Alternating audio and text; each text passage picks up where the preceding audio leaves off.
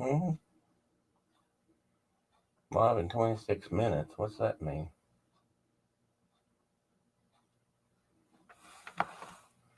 What time is it? It's 10 o'clock.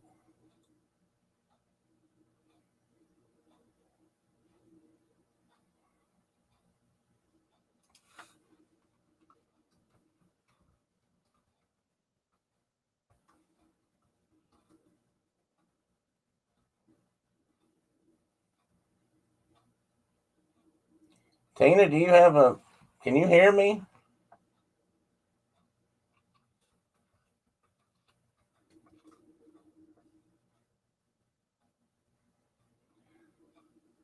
Well, interesting. My screen's not popped up.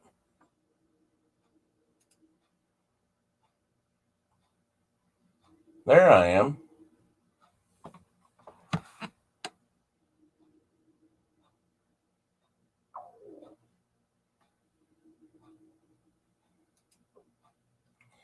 I had to refresh myself so that I could see myself. That was strange. When it got to time, the little clock in the corner there ticked down to 0 or 30 seconds or whatever. So I went live. And then it flipped over and said it was not for 26 more minutes. I couldn't figure that out. That's strange. It was definitely hiding. How's Miss Tina this morning?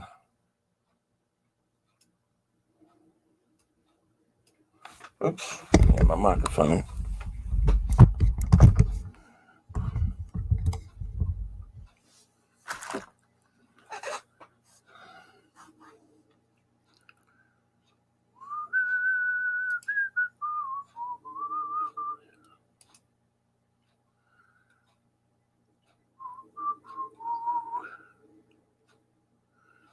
Can't decide which chat I prefer to watch, the YouTube chat or the other chat. Okay, well, as long as I'm on, I guess that's what matters. You can see me. I must be live.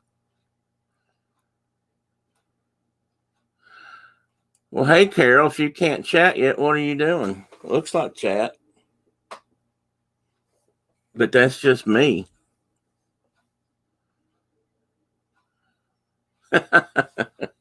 Yeah, I woke up, Tina. That's a good point. There are some days I'm not sure if I even want to, but for the most part, that's a good thing. I think I'm going to go back to this way. I can look at my chat. I don't need to look at myself. Well, I hope you can come back, Carol, if you're still out there. Did I show my newest coffee cup off last week? Dated 2021. I keep saying 1921, Tina. I didn't even live in 1921.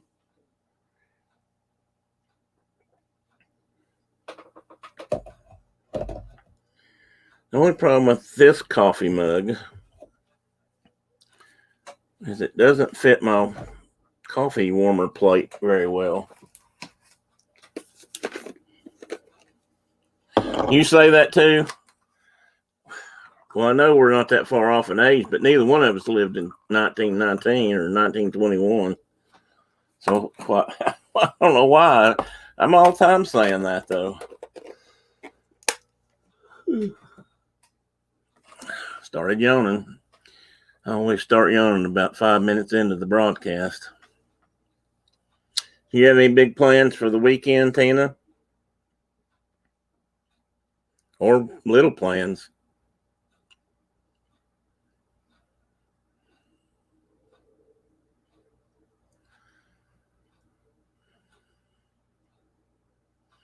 Yeah, that's very true. And I doubt very seriously that I'll split it 50-50. I think that'd be stretching things a bit.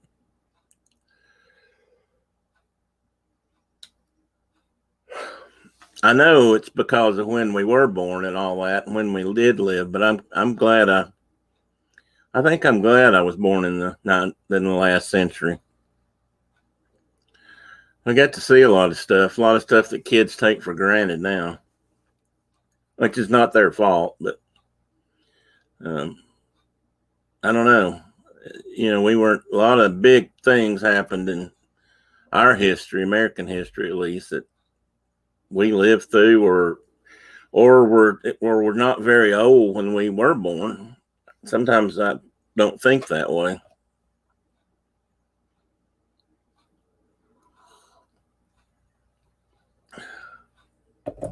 Well, that's fun though. You go out and do it with friends and on a regular thing.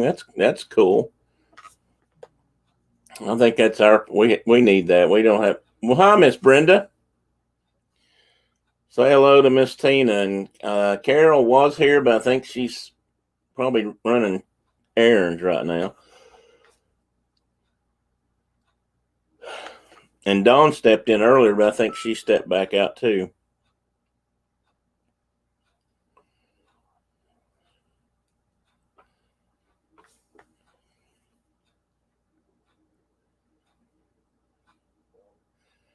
Thank you for popping in.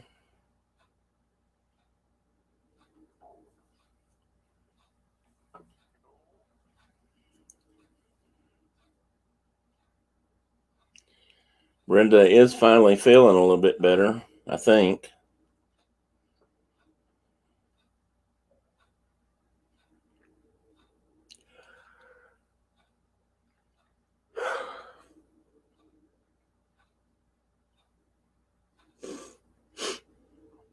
It's a bad thing if you bore yourself to sleep. I think if we have any plans here for today, it's probably to try to do a little housework, if possible. I think we both struggle through that. I'm not much help, and she doesn't feel like it.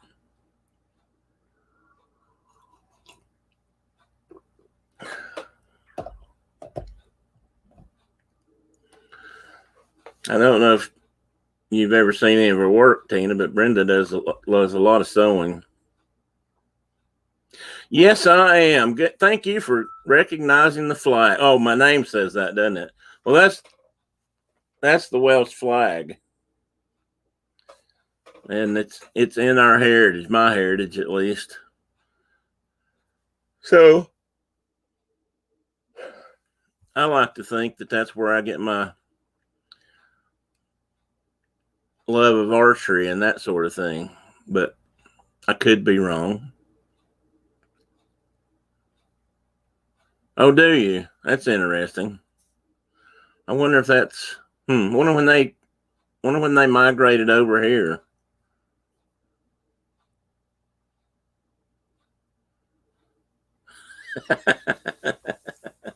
Well, we have to worry about finding the cat sometimes, but Brenda didn't get a lot of sleep last night, and I think it's partly because she. Okay, bear with me till I get past this yawning spell.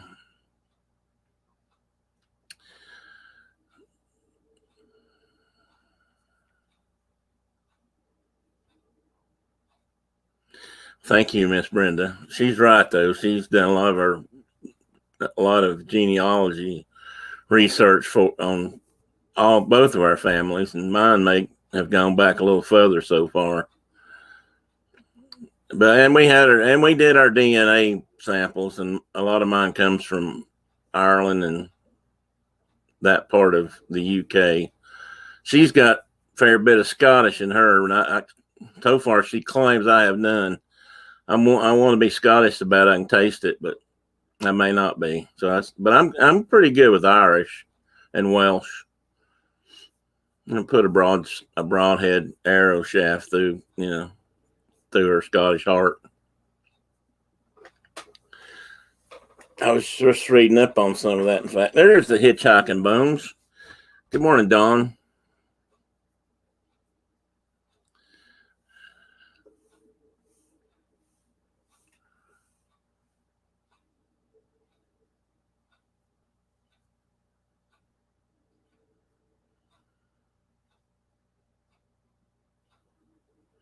Well, I'll have to look into that. I'm sure they've got a website of some sort.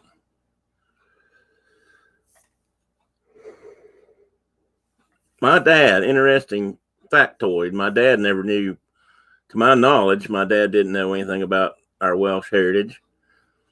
But he used to be on, it wasn't really ham radio. I actually think they called it outlaw radio at one time because I don't think it was technically licensed. But people built these radios that had an amplifier in it, and they could really, if you had the right antenna, you could reach out as far as ham radio did. And he, if the weather was right and the signals would bounce, he'd get on that radio and just sit there all night long and yell into it.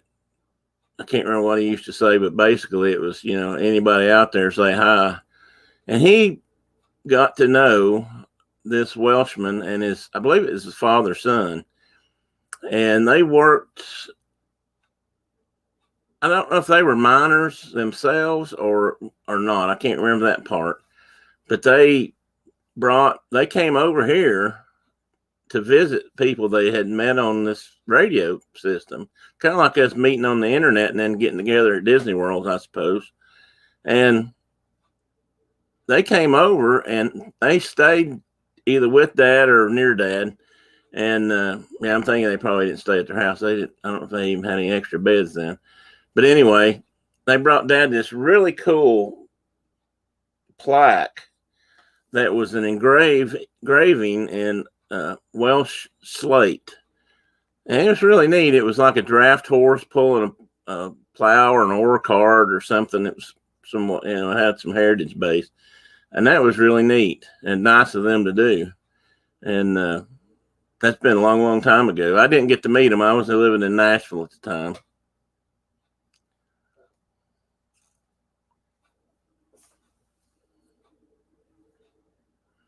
Yeah, that's your family, isn't it, Brenda? That you've traced back to the Mayflower? Or is that on my side? My side probably came over in the bottom of the ship. I don't know if anybody else out here has done any much genealogy or a DNA check of your history. I got mine back and was surprised. Maybe not in the way you might think. Actually, we were both surprised, and we're still kind of surprised that certain things don't seem to be there. If my DNA mapping's correct, I'm about as lily white as they come, which really did surprise me. And Brenda's family, I've seen pictures, and her grandmother talked about this often because she still grew up around some of these people. And she swore that they had, there was Native American, and it made sense because they came from that part of Oklahoma. They moved out of Oklahoma during the Depression and went to California. So that, it's highly possible that they had Native American in their blood, but it doesn't show up. So, but they sure looked like it.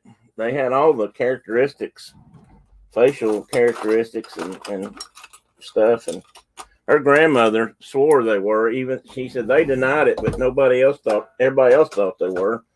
And that's possible. Sorry, I was getting something there. Broke a fingernail. People used to deny things like that. They weren't always proud of it. If they could deny it and get away with it, they did, which is a shame.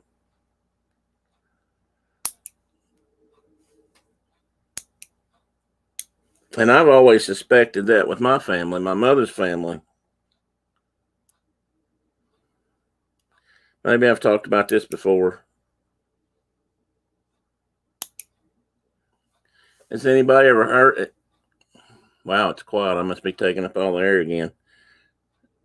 Anybody else ever heard of the Melungeon people?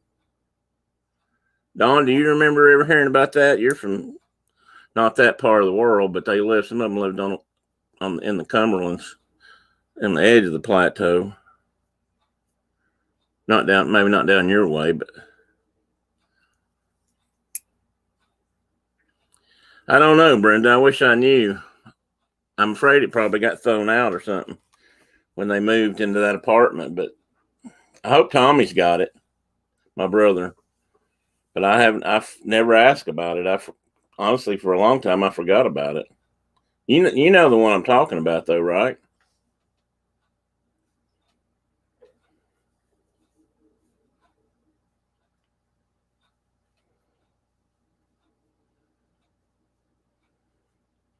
I would love to find it. Like I said, it's probably a gone Gosling. My parents moved out of their house of 30 years, a few years before they passed away, and we weren't there the whole time, so we didn't get to help move everything. And I'm afraid a lot of things got thrown out or yard saled, which I take blame for.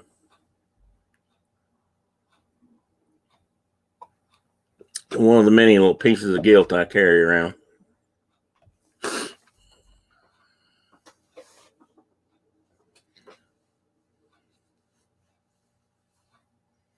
I have to think back. I've been talking. I think the question was, have you ever done any genealogical research or had your DNA traced? And I know some people don't like to do that. So, well, I hope you got the dog wrangled. Are they going in or out this time? Brenda Tina has hounds, is what she calls them, and they are so of some sort.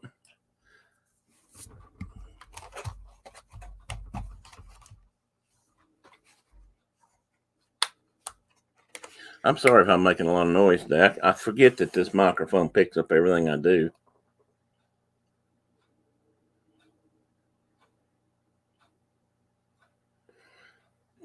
Tina, the slate Brenda asked about was something my dad got from Wales. Maybe you were here for that part.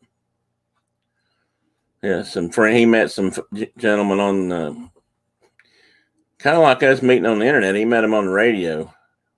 It sounded like a ham radio, but it was different. And they got to know each other, and they came over to the United States to meet some people that they'd met on the radio, and they came and visited with Dad for a couple of days and brought him some coins and this little piece of a plaque or artwork from Wales.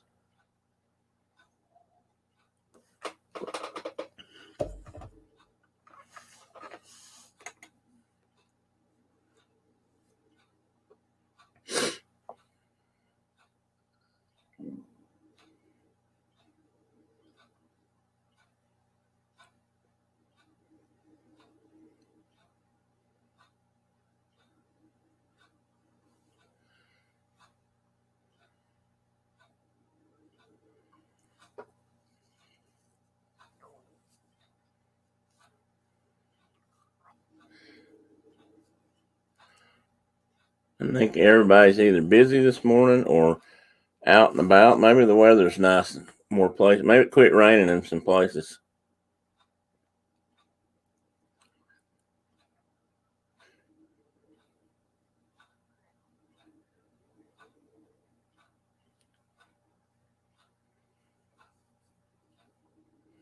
Brenda, we need to fix you an icon or an avatar, whatever they're called now.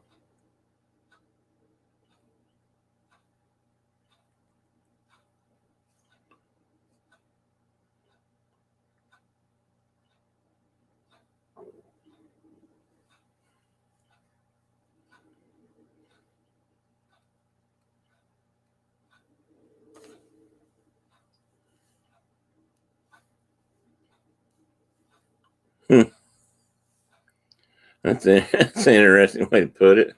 I met two gentlemen one time, and not necessarily under the funniest circumstances. Honestly, they were when I was working for my federal job. We had some cemeteries on our property, on our property, your property, federal property, everybody's property, and some of those cemeteries retain burial rights, even though they were on federal property. So if your family happened to be buried there, I don't know if what kind of proof you had to give, but you had the right to be buried there. And these two gentlemen showed up or called me one day and wanted to meet, and so I arranged a meeting down on the property and questioned them. Then looked up some history and found out we had actually worked with them before and helped put in a road. And they had a cemetery that was pretty large, and it had been fenced in at one time and had this kind of a fancy gate with arbor over it and stuff that they had built years back. And as I got to talking to them, I found out they were direct descendants from the McCoy, Hatfields and McCoys, and they were part of the McCoy clan, which was from the edge of Kentucky and some of them were in northern Tennessee in that region. So, and I looked it up, and they certainly were indeed part of the Hatfield and McCoy feud. Of course, they were long past that. But the reason they were there, unfortunately, was that one of the brothers was about to pass away. He had cancer and had been given a short time to live, and he wanted to be buried there in the family cemetery. So I went by there and showed them where it was at, told them what they could do or couldn't do. We didn't maintain the cemeteries, but they had a right to. Sometimes the people did, sometimes they don't, or do and don't. And he was buried there. I went back sometime later, and there was his tombstone. Their great-great-grandfather or grandfather, great-grandfather, not sure how far back, a generation or two back, was, I guess, one of the first ones to be buried on that plot. And he was buried into this tree, and that tree was huge now. I was actually worried that it was going to get cut because it was too close to a power line. Hopefully it never did. But that was an interesting story. They were really nice gentlemen, and I made sure they could get into their cemetery. The road was in good enough shape that it wasn't a great road, but it was gravel, so they could get a hearse back in there and some cars if they needed to.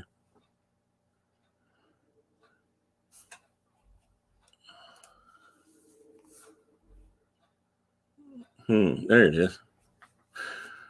Tina says, my mother's father was Mennonite. My grandfather on my father's side was Canadian French. Native American, a lot of others. My father's mother was descendant from Mary Queen of Scots somehow. Well, that's cool.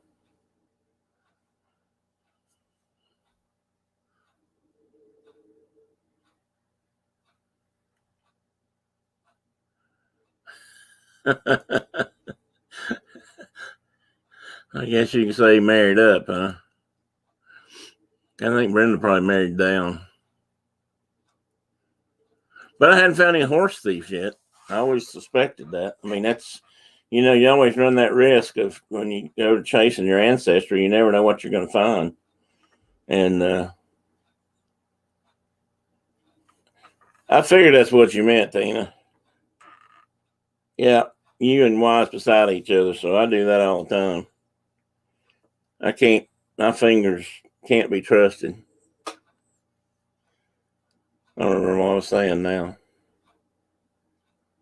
Oh, no horse thieves. So far, I haven't found any horse thieves, I don't reckon. Or anybody that, so far, I haven't found anybody to be too ashamed of or sorry I found. Actually, I probably wouldn't be no matter what. We have found enlistment papers and names that trace back to the Revolutionary War, though I think Brenda and I both have some direct Revolutionary War proofs. We could both sign up for the sons and daughters of the American Revolution. And we both have a fair number of Civil War veterans or soldiers on both sides, actually. I think mostly Northern, at least on part of my family had a lot of Northern sympathizers. That's where we were from. Most of East Tennessee was northern sympathies. They were mountain folk. They didn't have slaves. They just wanted to be left alone for the most part.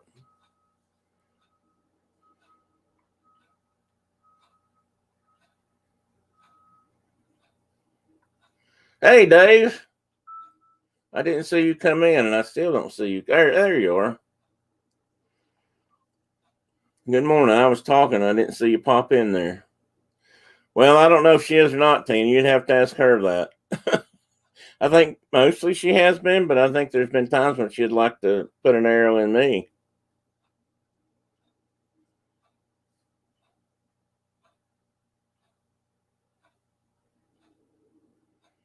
Well, Tina, that's quite possible, especially with that happened a lot further south you came it. The Civil War was a brother against brother kind of fight in this part of the country because families were split, but the Revolutionary War was too in the South in a lot of places. Most of the folks from this part of the country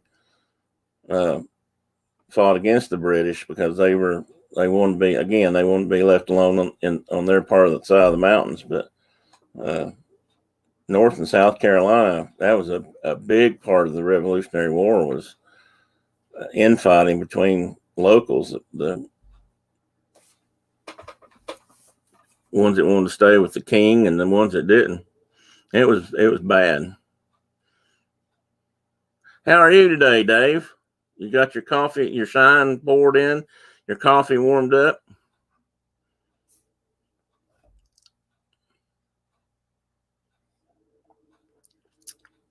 Miss Kay Atwood, a pleasure, man. Oh, you're not late. You're right on time. You're probably here just when you were supposed to be. Oh, you just had it? I mean, you're on a limit. That's an ugly word.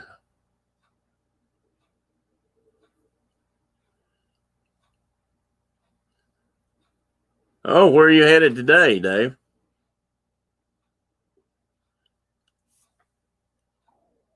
I was going to mention that. I was going to say you guys have been out and about a fair bit of late. I'm really wanting to do that if I can get just a little bit more mobile. Well, Kay, we've been talking about ancestry. Probably more of that than anything else.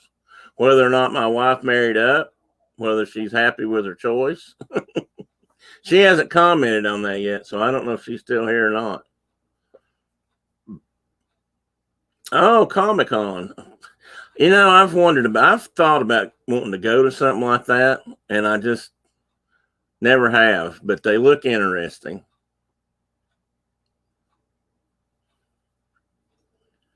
Well, Dave, I'd love to talk about, maybe next week if you're around, we'll have to talk about your adventures. I'd love to, talk to somebody that's actually been to one. Is that something you've done a lot, or is that just something you're going to check out? I may have seen something about that online last night. I saw something about a Comic-Con. Somebody was going or had been to a Comic-Con in the last few days.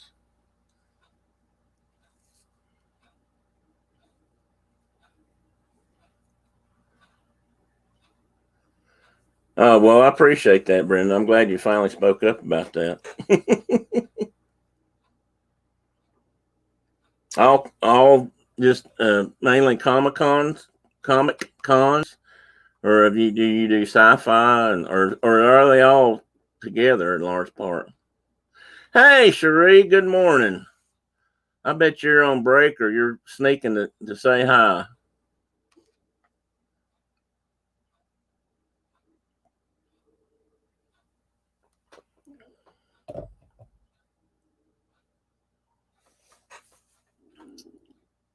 Well, maybe that's where I heard it, Kay. I saw it somewhere in the last couple of days that somebody had been or is going.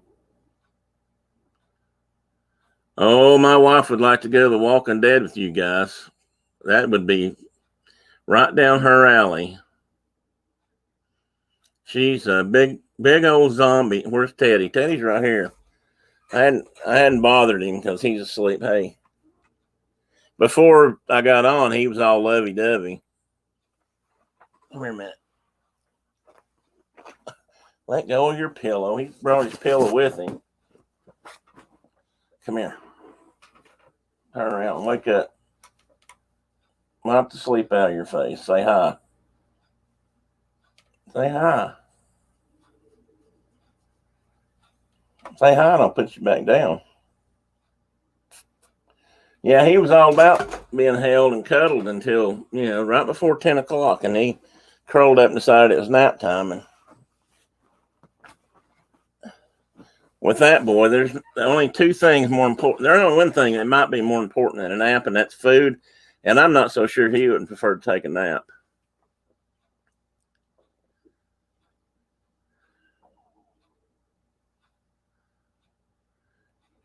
Yeah, Adventures by D. Dave said he's been to some Walking Dead conventions. Brenda,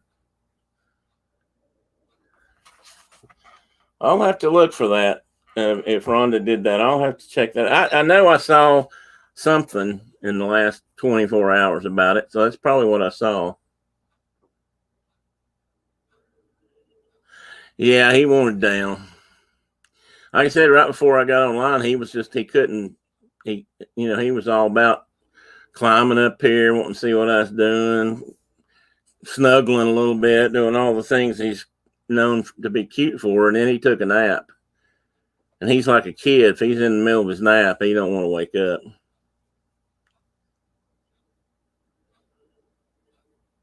Yeah, I know. I took Brenda a picture a year or two ago. My buddy Phil and I were going. I guess we were going to Atlanta for probably a race, Supercross race or something, and we stopped at the visitor center there just across the Tennessee state line, and they had a big Walking Dead life-size cardboard cutout, and I took a couple of pictures of it for Brenda.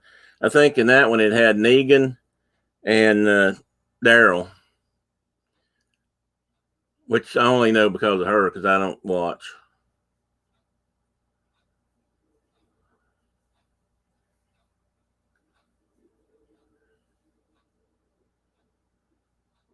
Oh, that's cool, Cherie. I didn't know. Honestly, I didn't know if Disney people. Well, I don't know. Was he there as a Disney person, or was he just there as an illustrator, artist?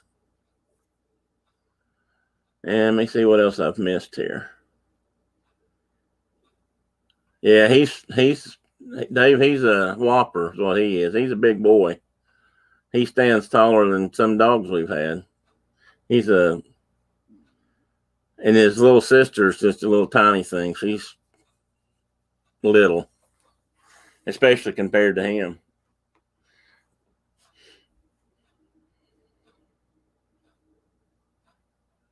Is that where it's all at? Is that pronounced Sinoa or Sanoa? Oh, that's cool, Cherie.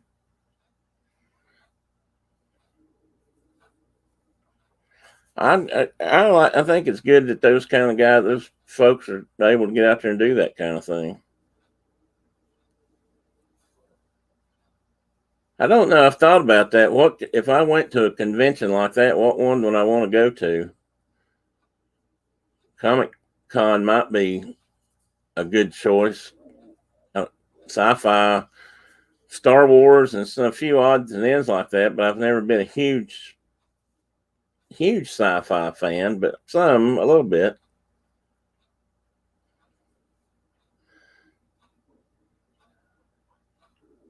Sanoa, Sanoa.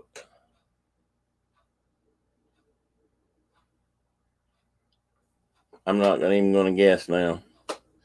Senui, not Senui, like OUI. Isn't that how you spell we in French? Dragon Con. I've never heard of Dragon Con. That'd be cool.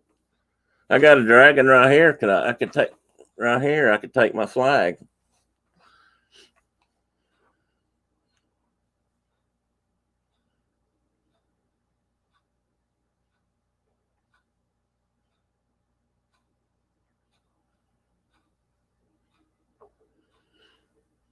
Yeah, this guy's got a pretty long tail. I think I can just about hold it. I'm 5'8" or 5'9". I think I could just about reach his standing up, just reaching down when he's got it extended. I can sometimes see him walking across behind the furniture sometimes because his tail stands up like a flag. We.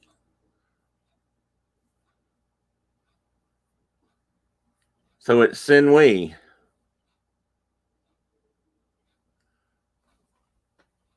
It reminds me of that commercial on TV where they're trying to say quinoa. Is that right, Brenda? Did I say that right?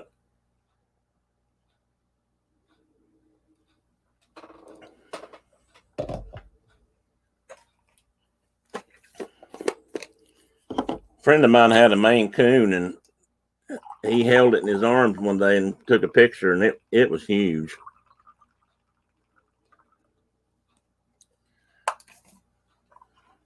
Tell you a cat I'd like to have, I think. I know they can be problematic, but I'd like to have a Bengal.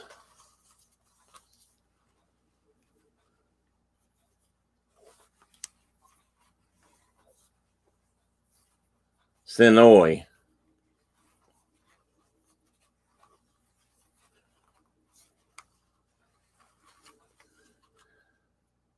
We better quit while we're ahead. Yes, Kay, it's a Welsh flag behind me. That's why I'm Welsh Bear today. That's a little while back. Brenda discovered that I have some Welsh ancestry, so I decided I would get that flag along with a few of my other ones. I'm going to have an Irish flag to fly soon. Hey, John. Good morning, sir. Good to see you. How's things in New Jersey? Ooh, that drink was hot. I just poured that one. Forgot.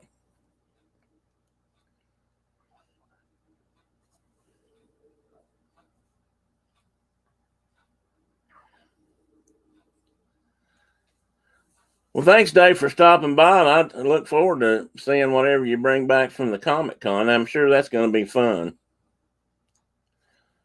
Yeah, I want to fly a Scottish flag too, but Brenda says I don't have any of that in my blood. So far, I haven't bought one. I'd like to, but I've always wanted to wear, Scottish plaid, tartan.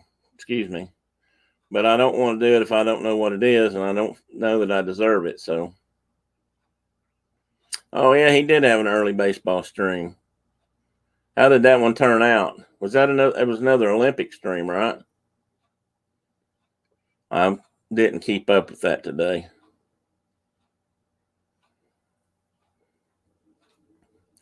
Yeah, she told me one day, Kay, she told me one day that she traced me back to Scotland, but then she said, then for some reason, mysteriously, she's never been able to find it again. But she could prove her lineage to Scotland.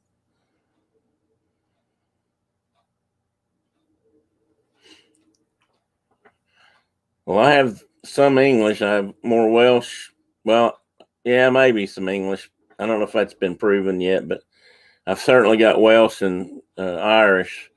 In fact, my Irish came over just a couple generations back. Well, three maybe. They came over right at the end, near the end of the potato famine.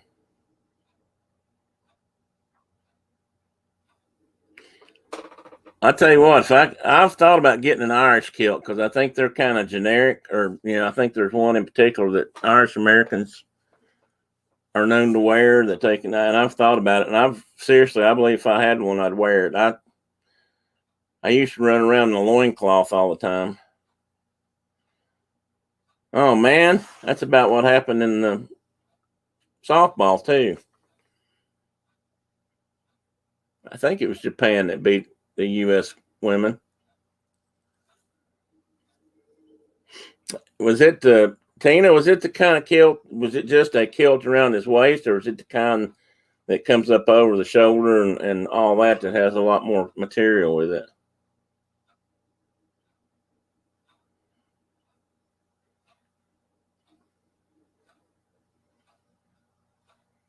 Tennessee has a state plaid? Now that I did not know. See, if I ever went to a Highland game, though, and wanted to wear a kilt, I'd only want to wear one if it was associated somehow with, if I could feel like I honestly deserved to wear it or have it. Well, that's cool, John. I've got a little Scotch in me, but I don't know if it's got anything to do with the Scottish. It's more like the water of life, if you will. I believe they called it. That's a whole different subject, isn't it? I forgot to tell you that I saw a guy in a kilt. Oh, yeah. Oh, you did? Did you ask him if he had anything on under it? Wink, wink.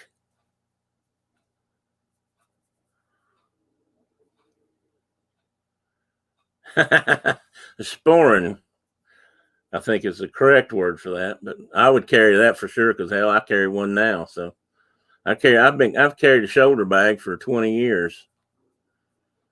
If I'm out in the field, I used to put my binoculars in it, my field books, and if I wasn't out in the field, I carry my wallet and stuff in it. And I'll tell you something.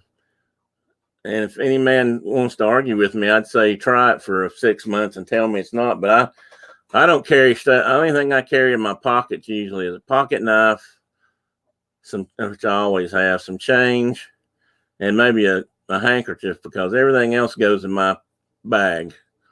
I call it my possibles poke. That's what the frontiersmen used to call the ones they carried over the shoulder. Everybody thinks that's just for reloading and, balls and powder, that sort of thing for the rifle, but it's not. They carried everything in those things. And that's what I do. Half Scotch, half water. That's right sometimes, John. Sometimes just straight Scotch. Although a sprinkle of water always brightens up the flavor. And I got that from the Scotch, so the Scots.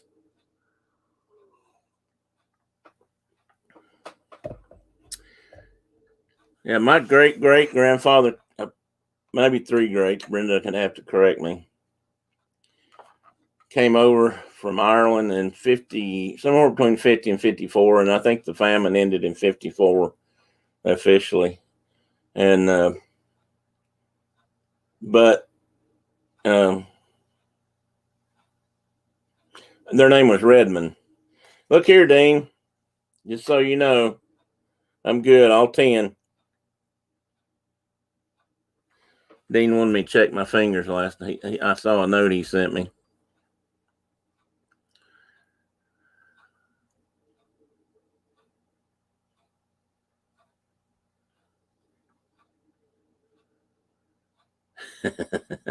You know what? When I was younger, I carried a wallet in my back pocket. And I don't know how I stood it because I can't stand it anymore, especially if it's very thick. You set funny. Not to mention the fact that it falls out sometimes. Well, anyway, I didn't say it, but good morning, Dean. Glad to see you, even if you have to go to work. So I appreciate you stopping by. Now, Brenda doesn't carry my stuff, but I don't put it in my pockets. I used to catch a little grief about it sometimes at work, but I didn't care. It didn't bother me. I've worn out a couple. I've got one right now. I'm not really that crazy about it. The pockets aren't usable. Yeah, see, that's just not good. If your wallet's that big and heavy, it don't need to be in your pocket. I'm not saying it needs to be in your purse. He ought to put it in his, but I realize most men won't do that.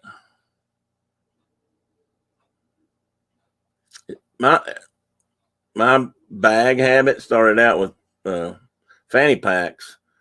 Once I started carrying a fanny pack, I quit putting stuff in my pockets that weren't comfortable, like wallets and just stuff. And then I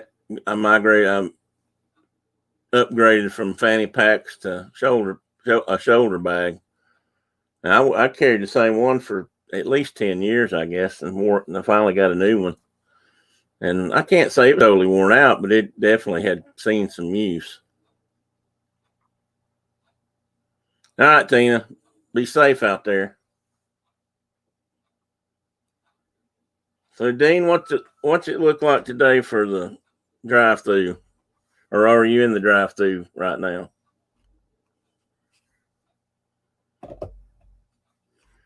I'll have to tell you, Dean, I had a spicy chicken sandwich the other day. I hadn't had a chicken sandwich from Wendy's in a long time. I used to really like their chicken sandwiches.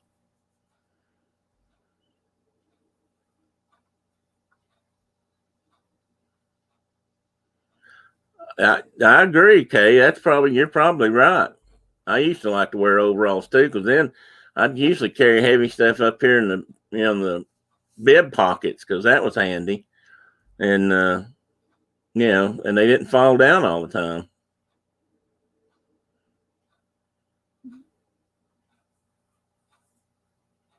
Especially if you start throwing, it used to happen to me at work sometimes years ago when I was doing mechanic stuff, because I'd fill my pockets full of wrenches and tools and crawl up in an airplane. If I walked around much, they'd start pulling my pants down.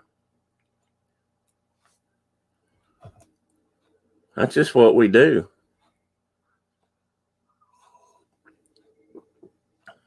Hey there, Carol.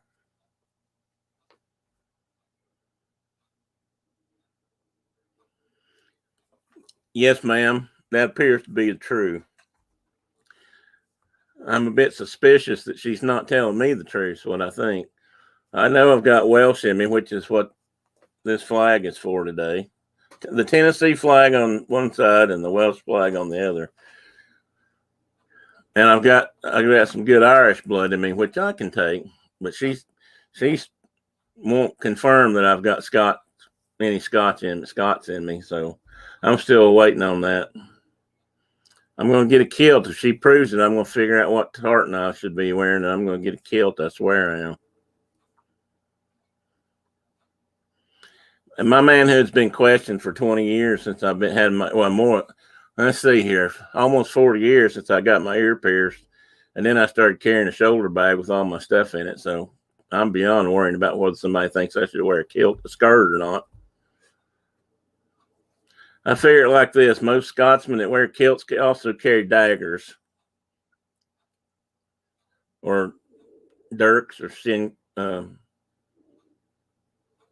do. I think it's the little one they call the one they carry in their sock. I'm probably pronouncing that wrong. It doesn't look like that when you see it spelled. It's Sendu or Singdu. Hey, Don, you're back in.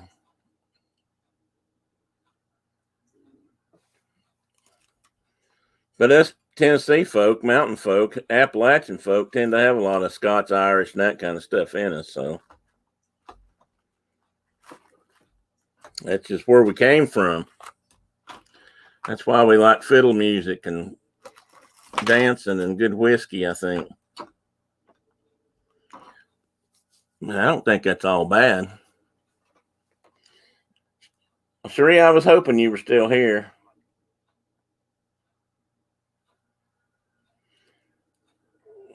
No, here's what I carry these days. It's something like this. And as you can see, I've even got stuff hanging off the side, so I jingle a little bit when I walk, but normally my sunglasses aren't in there. My wallet will go down in there and zip up and some other things, but the pockets on this one are too tight. I don't like it. It's got extra pockets on it, but they're so thin, I can't really get into it.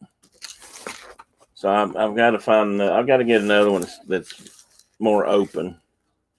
But, I keep important stuff in here, like my flashlight.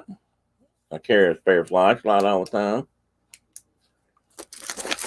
time. Generally speaking, there's at least one pocket knife here. This one is this is what some people call an executive pocket knife. Looks like a pen in your pocket, but when you open it, it's got a nice little blade on it. It's good for opening envelopes at work.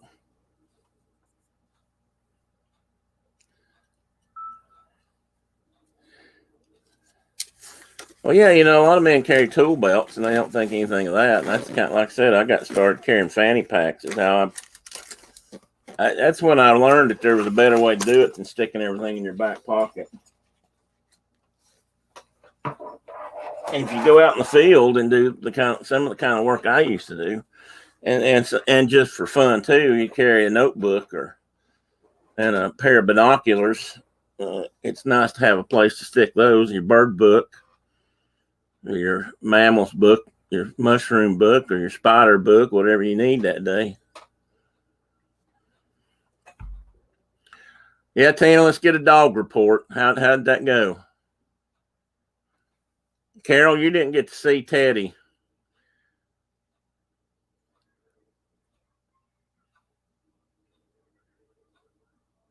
Yeah, that's a problem with me, Tina. Brenda has to always pocket check me, and actually my daughters are the same way.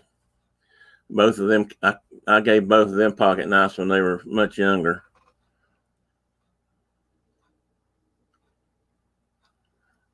Okay, who is Carol? Carol. Hey, John. Hey, Tina.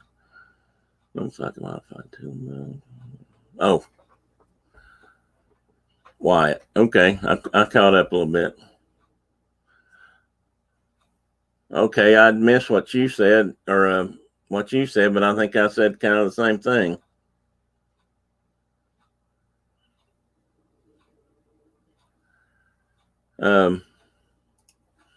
Sorry if I missed you. I apologize. Okay,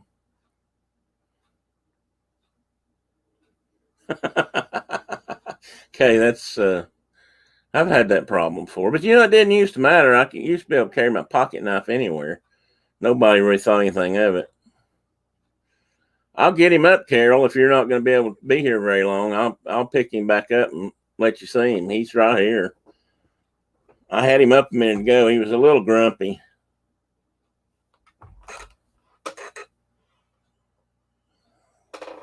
Come here. Miss Carol would like to see you. Come here. Oh, my goodness. Say hi. Say hi to Miss Carol. Look up at the camera. Do this one time, and I won't make you do it again right now.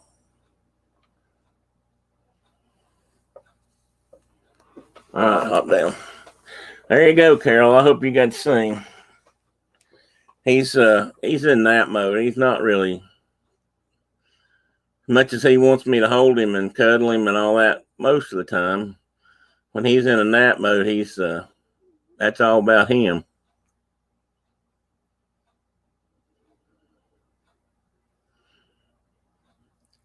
Yeah, that's right, Carol or Tina. They all huddle up on you and say, "I'm going to go out next, and you go out first, but let's not all ever go out together." No, he's not having it today, Sheree. He's too big to argue with too. He about whipped me, so. But I was telling somebody earlier, funny thing about that was before I got on, I was sitting here in my chair doing some other stuff, and he was all about, being held and being up here in the chair and looking around and, seeing what was going on. I guess he checked things over and decided it was okay, and then he decided he could take a nap. Everything was under control.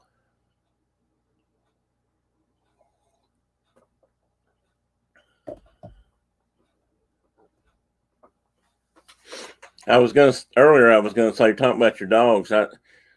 Brenda said she didn't get much sleep last night, but I think I know partly why. The cat, she made the cats, cats love cardboard boxes. So every time we get a cardboard box in of something, Amazon or wherever, that cats always get to play in it for a day or two. Or at least that's what it seems like. So she made one, took one last night and fixed it so it had a door in it so they could go in and out to see if they would. Of course, they wouldn't at first when she wanted them to, but then later on they decided it was a lot of fun. And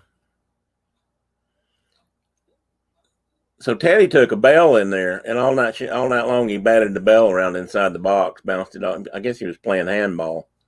So she got to stay. That kept her awake half night, which kind of serves her right.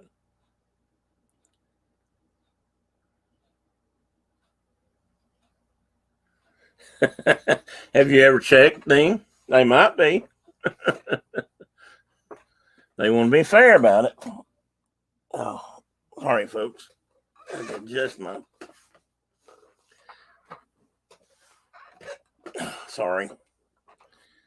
Any other time I would turn my camera off just so you wouldn't have to see me. My face strained. Okay. Yeah, Carol, you just keep bragging on him. It's okay. I've learned to take it. I deal with it. Chewy boxes. Yeah. Ours love any box if they can get in, and even if it's too small, they will try. I have seen them. I swear to God, I've seen them sit with just part of their body in the box. They love boxes.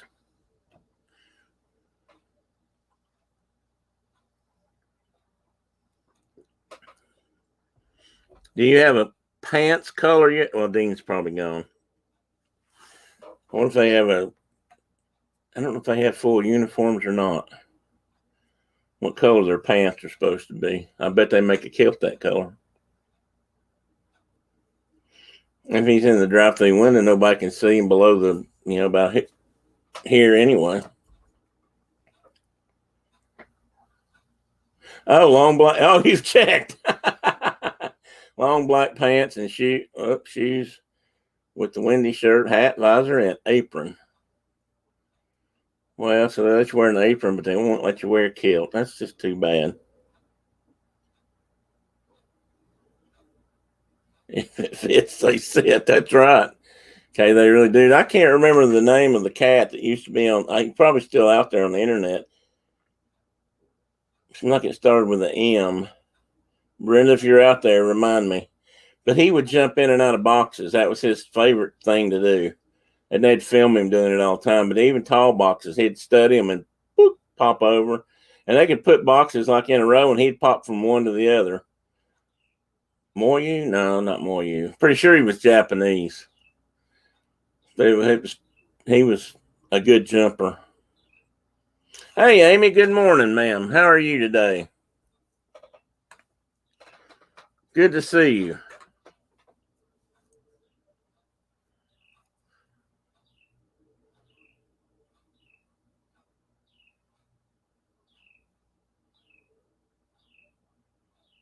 You've already done enough steps. You should count your steps, Tina. Tina, I'm going to have to admit that's probably the biggest reason we don't have dogs right now. It's because I'm not mobile enough to do anything with them, and it's just a pain. When we keep the grand dogs, we have to do that kind of stuff, but the cats are so much easier for us to take care of. Now, I admit they're more aloof and may not want as much. Okay, well, you remember him anyway, Brenda. But anyway, say hi to Carol and tell her I did yell up at you last night. So that's why we do cats. The only hard thing about cats is the litter box, and that can be a pain. I can't really help a lot right now because I can't bend over or pick them up or anything. But at least that's what Brenda thinks. Don't tell her. Oh no, she's watching.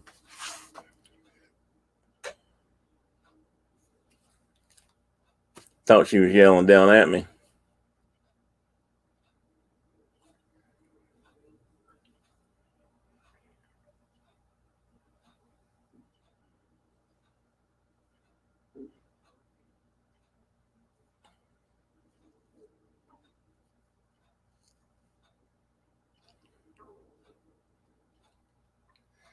So Amy, do you have a big day planned?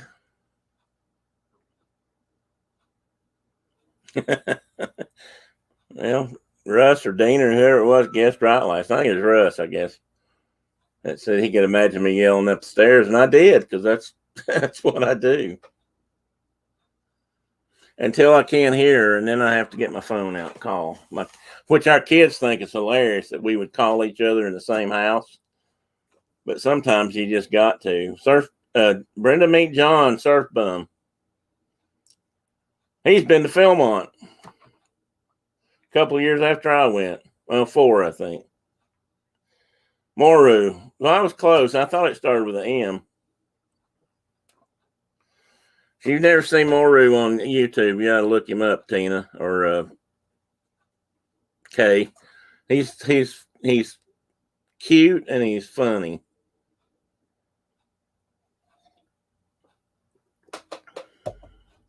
And he loves to jump in and out of boxes.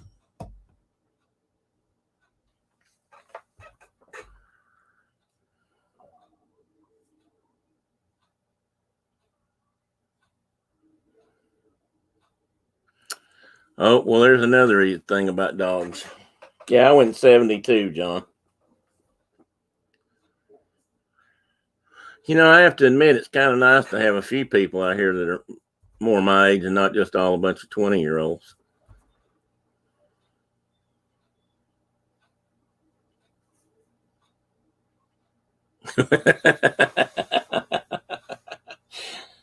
Well, that works too, Carol. That's probably a good idea. And she would probably tell you the same thing, though. She would say, I don't hear because the TV's too loud, or I've got my music on the computer too loud. I can't. I'm half deaf, so, and I try to explain that, but that doesn't always, she doesn't always take that into consideration. But I have a good excuse. I worked around jet engines for a long time, and it took its toll.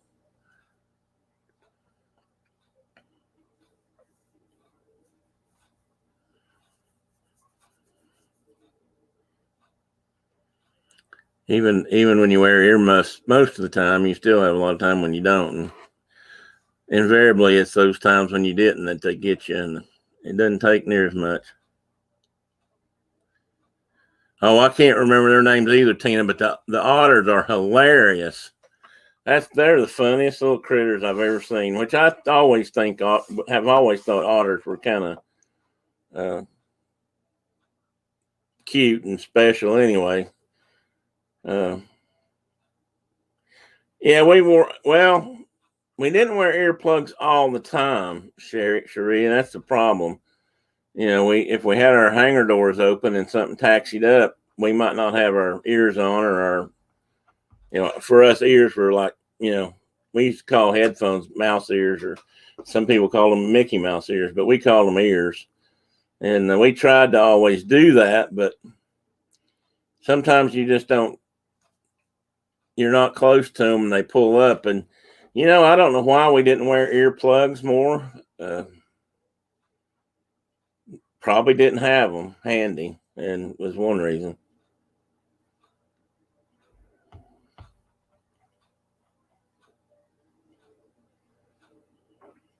Oh, that would be good, Carol. I need to get a light put on the. Well, I'd have to put it right here in front of me, or I probably wouldn't look up to see it. But that'd be a good idea. Oh, that'd be fun, Cherie. Where are you going to SeaWorld? Do you guys have one in Myrtle Beach? Is there a Ripley? No, that's Ripley's is different. That's an aquarium.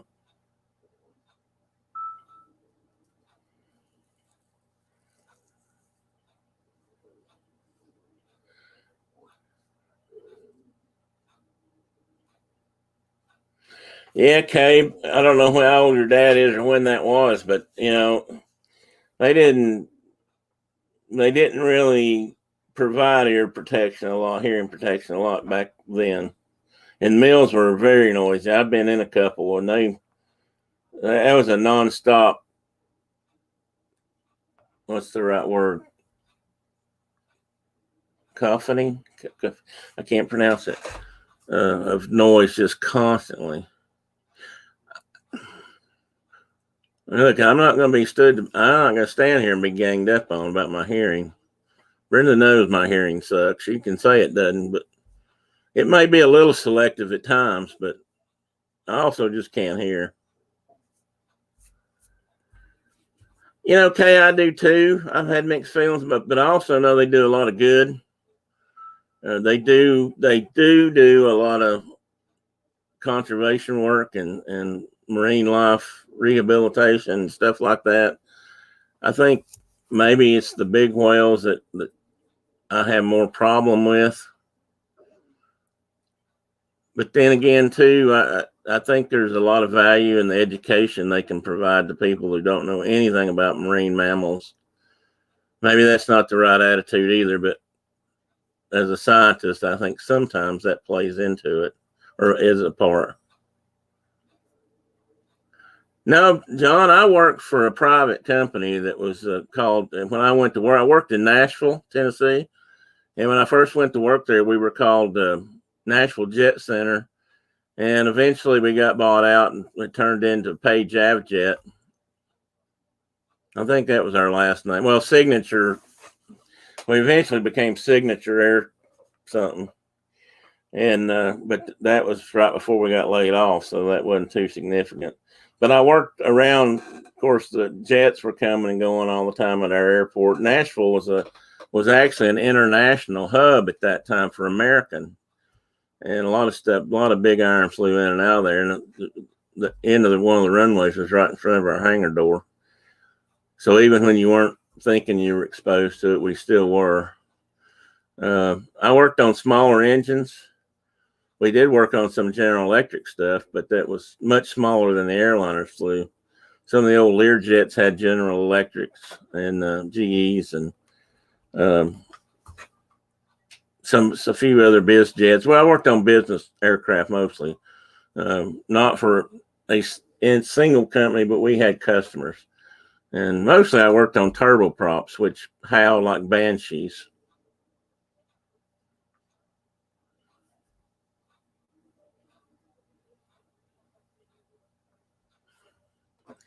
I did that for about 20 years, John, and got laid off one day and decided to go back to college because I had wanted to go to college in high school.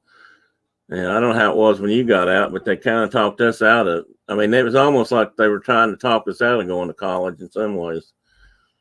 At least I took it that way. And we didn't have a lot of counselor help, or we didn't know what to ask for. And, you know, they were pushing people more to go into the trades at that time, which they are again. So I went off to A&P school and got my aircraft maintenance licenses. A&P stood for airframe and power plant. And that gave me a license to work on them, and then, you know, hired into a company and learned how to work on stuff.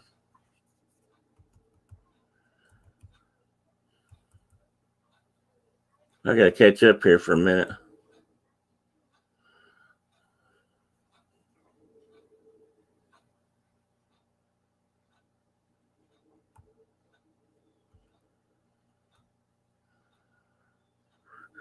I'm catching up here with everybody's chat so I can converse in an acceptable and knowledgeable way.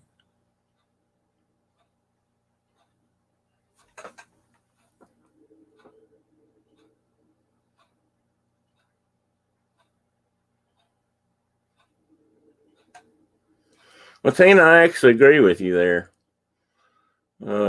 I think they had some unfortunate incidents. If you think about it, in many ways they're a different kind of zoo. Oh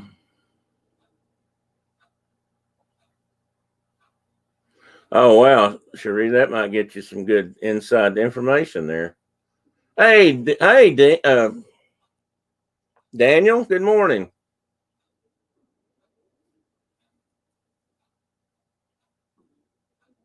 Oh, that's right, you did. I forgot about that, John.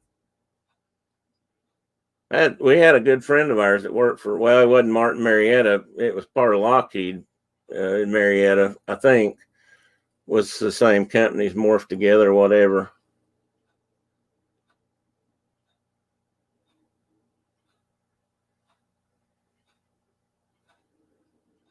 We've never been to SeaWorld that I know of. I don't think Brenda has either. I know I haven't.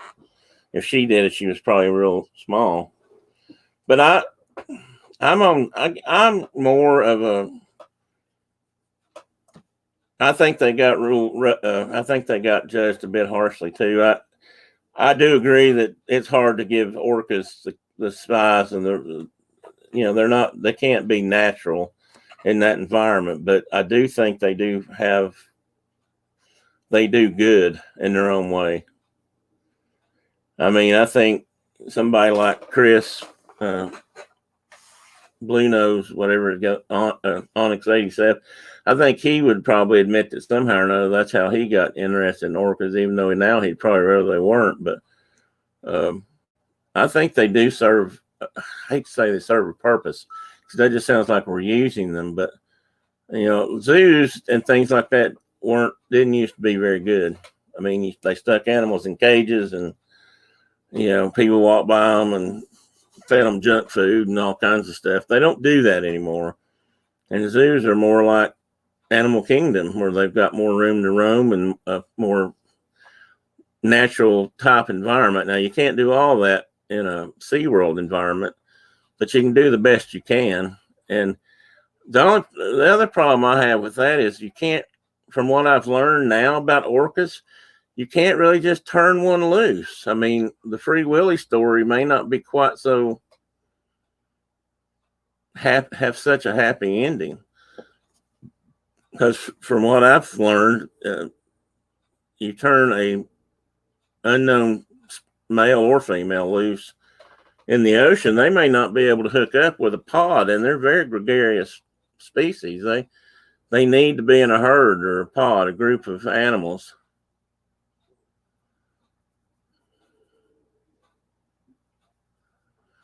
Well, where I was going to get at was, we had a young lady that was killed here in Knoxville a few years ago by an elephant.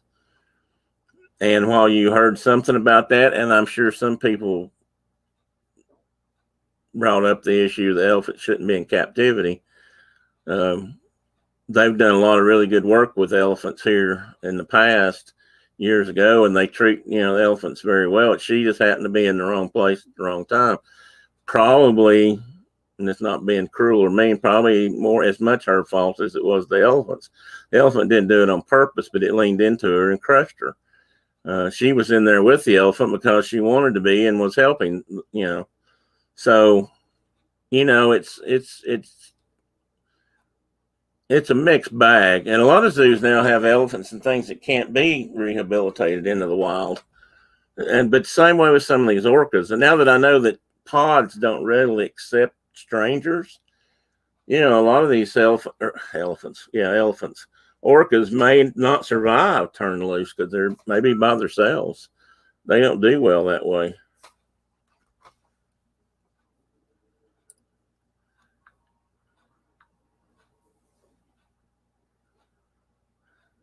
What about the Bible coat of arms? Oh.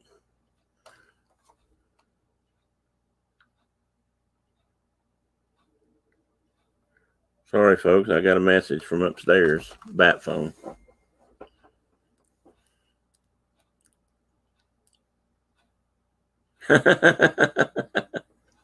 Well, that's good, Cherie. I'm glad. I think you will have a good time if you can spend some time with Russ, because he'll by that time he'll probably know way more about the ins and outs of SeaWorld and what they do than he ever dreamed of.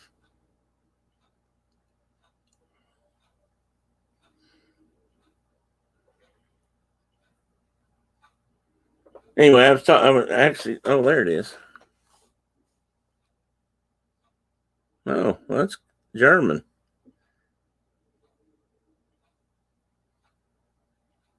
That's interesting. A German coat of arms from my past. Somebody said something. Oh, James was talking, or John was talking to me. Yeah, a friend of ours he was an engineer for them. I think he was working on, I'll get this wrong, so you feel free to correct me, but he was working on the F-22 or the F-35, one of those projects, whichever one Lockheed was involved in, or maybe not one of them. Maybe it was the whatever example they were putting up against those. 90 days. I wish I had a countdown, Sheree. Countdowns are fun, even if they're long. It gives you something to shoot for.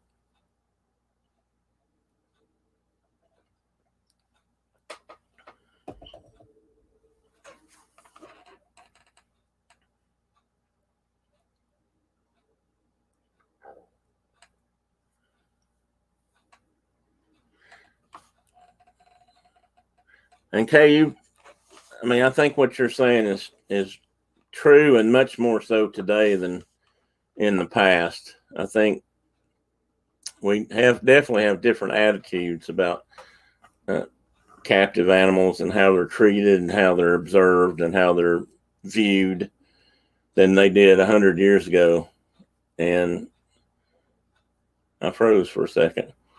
And I think they play a huge role in educating people. And if we don't educate people, how are they ever going to know? Oh, well, I guess you will be there around Christmas or before Christmas. Well, Christmas is can be very busy, Cherie, but it is gorgeous. We used to go at Christmas, and it was crowded as heck, but we knew that it was going to be crowded, so it didn't really bother us so much. And we knew we could do other things if the parks got too full or whatever. And but the decorations and everything, the atmosphere is just amazing. It's like nothing you've ever seen. The whole thing just feels so perfect. Trying to turn my phone on.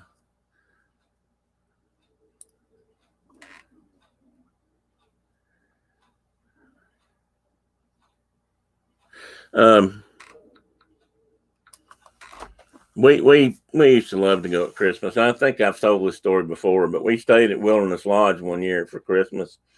And on Christmas morning, we got to get up early, or I shouldn't say we got to. The girls weren't that crazy about it at the time. But we got up early and went to the front desk, and they took us up to the top of the building on top of Wilderness Lodge. If you ever go there, look at there's a section where there's three flagpoles.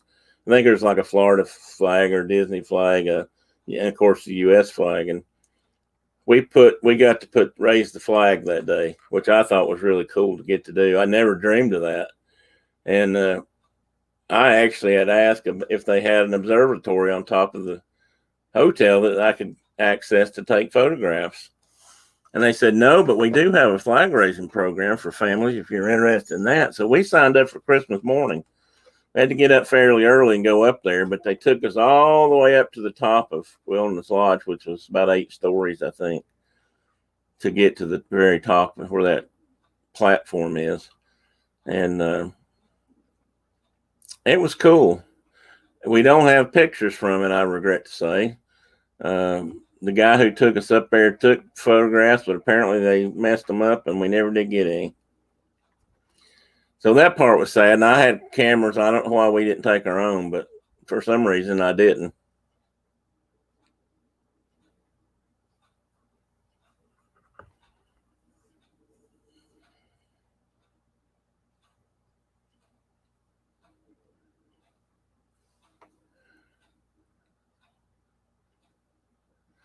Well, Carol, who said that?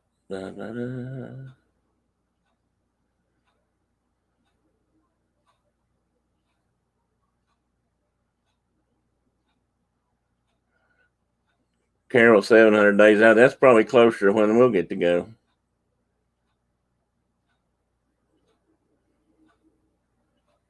It's Christmas is, I tell you what, when you're down there, Sheree, if you have time and they let you go to some of the hotels, especially actually I think any of them, but if you can ride the monorail around to the Magic Kingdom hotels, the Grand Floridian, the Contemporary, the Poly, and get off and explore a little bit, they've usually got all kinds of displays, and they do gingerbread houses. Of course, the Grand Floridian's now famous for actually having a gingerbread house with people inside it and they sell baked goods out of it. But That used to be a big deal, and they've changed it now. The display at Contemporary is different than it was when we used to go years ago, but they still do it, and that's a lot of fun to go see that stuff. I always enjoyed it. That's some more pictures I need to dig up.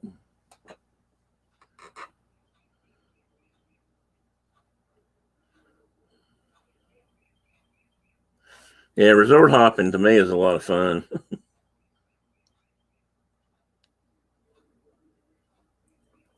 I hope they do, Cherie. I hope they do for your sake and anybody else that's down there, because it is a part of it. I mean, the Christmas festivities are just not the same when they don't do all that stuff. It really helps. And nobody can do Christmas like Disney if they put their mind to it. Well, Cherie, we feel the same way. Honestly, I can never imagine myself staying there, but I do like to go over and look at their decorations and stuff. And sometimes they have music. Oh, we love the Poly too, but we love the Contemporary as well. So I think my three favorite hotels are the Wilderness Lodge, Contemporary, and the Poly. Unfortunately, I may never be able to afford to stay there again, but they were definitely my favorites. But I like the other ones too.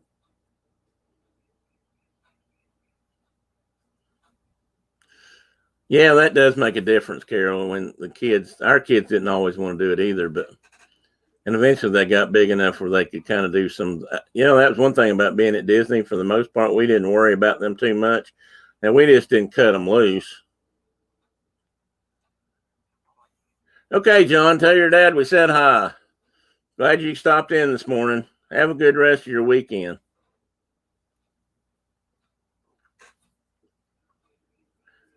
Well, you have to do what Brenda does to me, slap your hands. No touchy.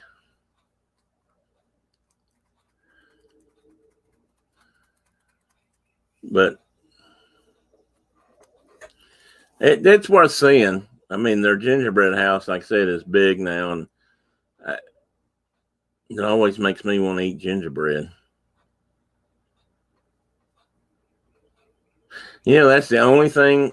It's not necessarily gingerbread, although I would do it.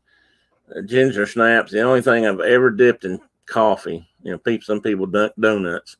I've never wanted to do that or liked it, but I do like to dip ginger snaps. And I think the same thing with gingerbread. I think it's good with coffee.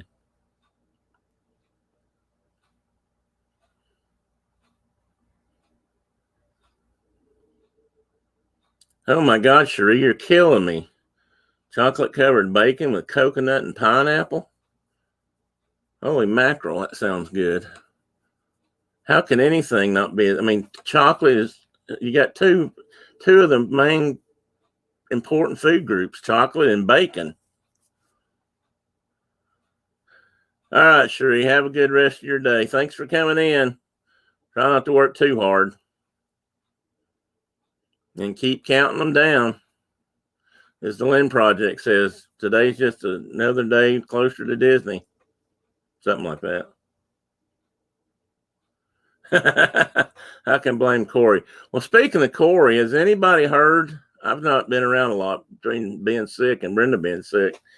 I have not, been online enough, but I know Corey's sick and Steve from Steve's World's been sick. Does anybody know anything about him?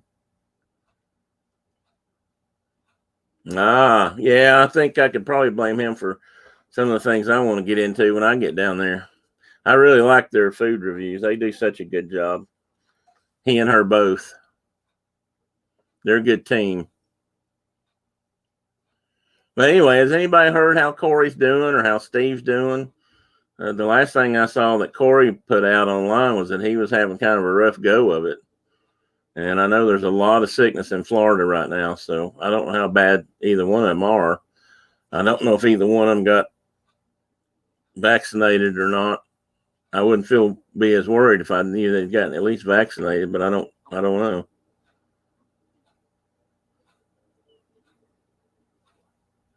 Oh, Animal Kingdom Lodge. We've never stayed there, Carol, but we want to. And I mean, I know it's a totally different place, but it has the same kind of vibe or feel that Wilderness Lodge has to me. They're very, in some ways, they're similar.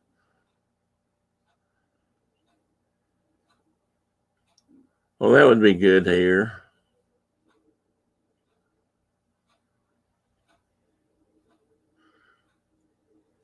Daniel, is she had COVID too?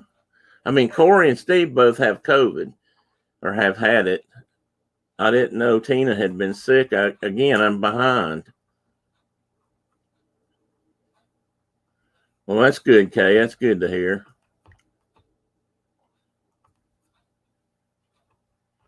Okay. Did Corey have to go to the hospital? Does anybody know that?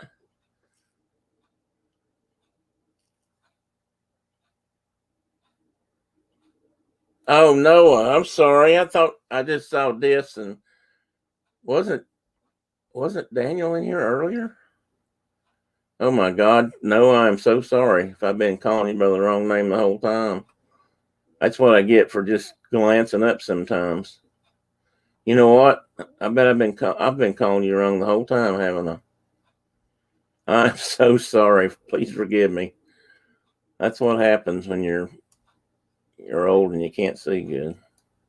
Somebody needs to slap me before I make a total fool out of myself. I may have called you Daniel. No, I swear Daniel was in here a while ago, wasn't he?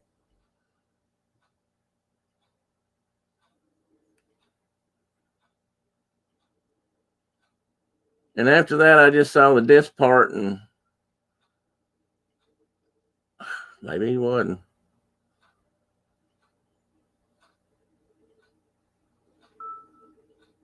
Man, what an idiot. Okay, that's going to drive me crazy. I swear I thought I saw him in here too. Okay, can anybody else verify if Daniel was in here at all?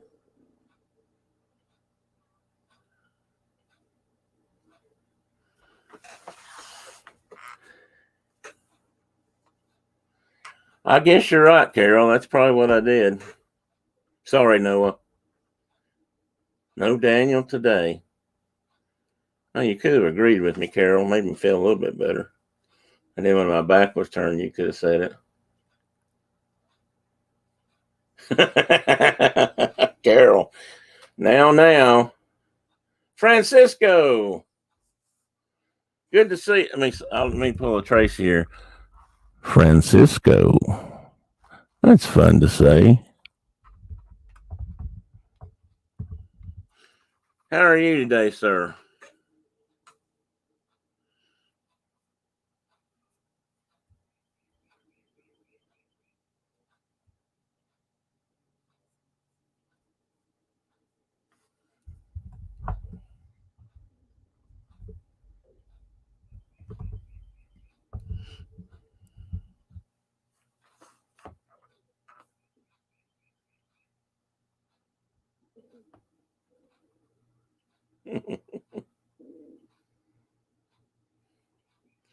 And Francisco, just so you don't make the same mistake I did, that's Noah today, not Daniel. I've been calling him Daniel all morning until somebody finally corrected me. So I'm embarrassed. Hopefully he's not mad at me. John may be gone, Francisco. I don't know if he's still in. He said he had to leave to call his dad, I think. But he may still be watching or listening. Heading out to work.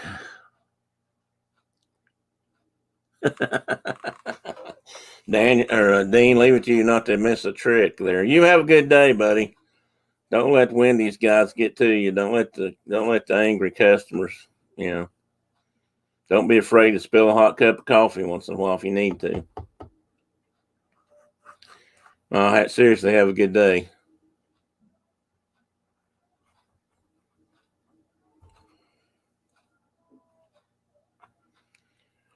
What time is it? 11:30.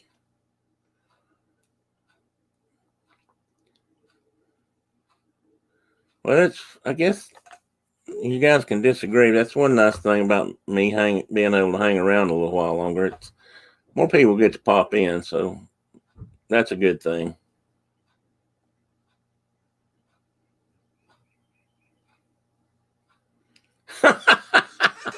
Carol, that's almost funny. That's, I mean, at least Disno and Disfinity are, they have that disc thing going. Where do they get Barb? Maybe you just look like a Barb to them.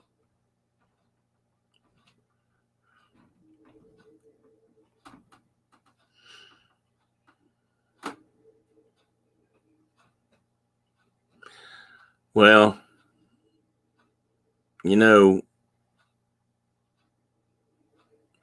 sometimes you just have that happen. My dad called me my brother's name half the time, and then he called. Well, actually, there were times when he called me his brother's name. Rex Allen. That was his brother's, and he would call me by their name sometimes. Then he'd say no. I mean, it was just just happens. Most of the time, I didn't correct him. I just went on about my business.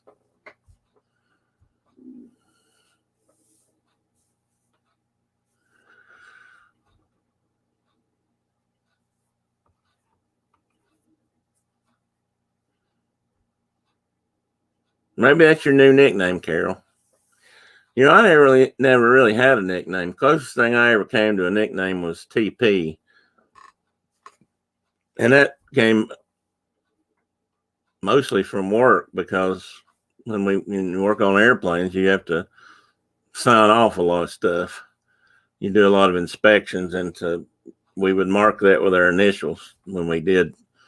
We'd get a sheet for an inspection. As you ticked off the items that you inspected or worked on, you put your initials on them. So I did TP all the time, and so that became a nickname.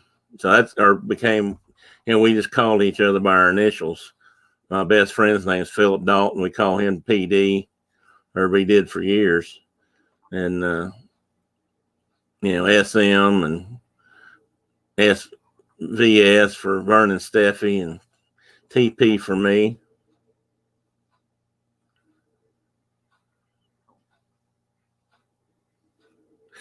Well, that's pretty close. Okay, you have to admit that I would probably get that wrong a lot too. That's Tam and Pam. That's it. That is kind of close. Of course, we were Tim and Tom too, so it's about the same difference. Timothy and Tommy, or Thomas. Tim and Tom. That was so. I guess it's no wonder he got us confused.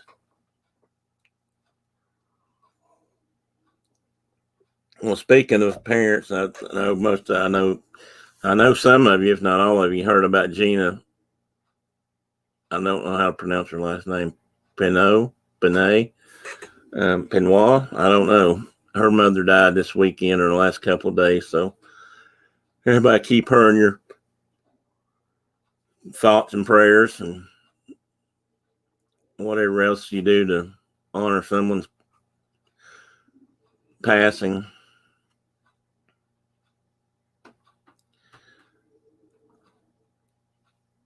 So how are you on, Kay, if your power's out? You on your phone? Or,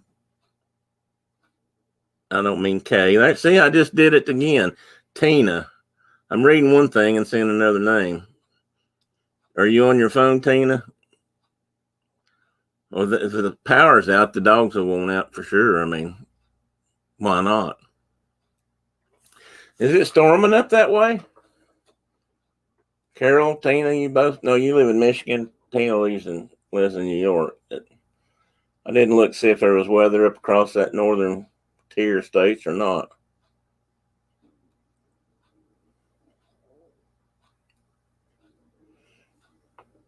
Catwood. So they take K Atwood. I see what they're doing. Okay.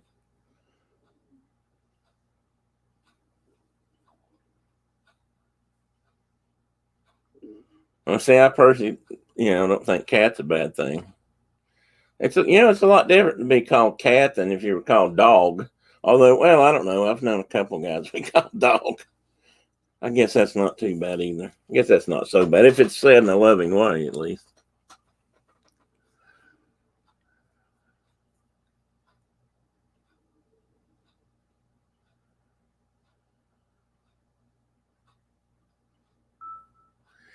Yeah, that's that. Carol, that was me, and you know something. I always kind of wanted a nickname. I mean, I always thought nicknames were kind of cool.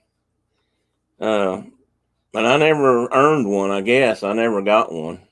Well, no, it never stuck. But I did have one friend I worked with in Nashville. He used to call me, he called me Jungle Larry because I was always outdoors doing stuff and out in the woods hunting or fishing or just camping and just. So he called me Jungle Larry, and it was after some character he used to see on TV that was either on a cartoon or on some kind of show. He grew up in southern Indiana, so maybe it was something up there. But because I don't remember Jungle Larry.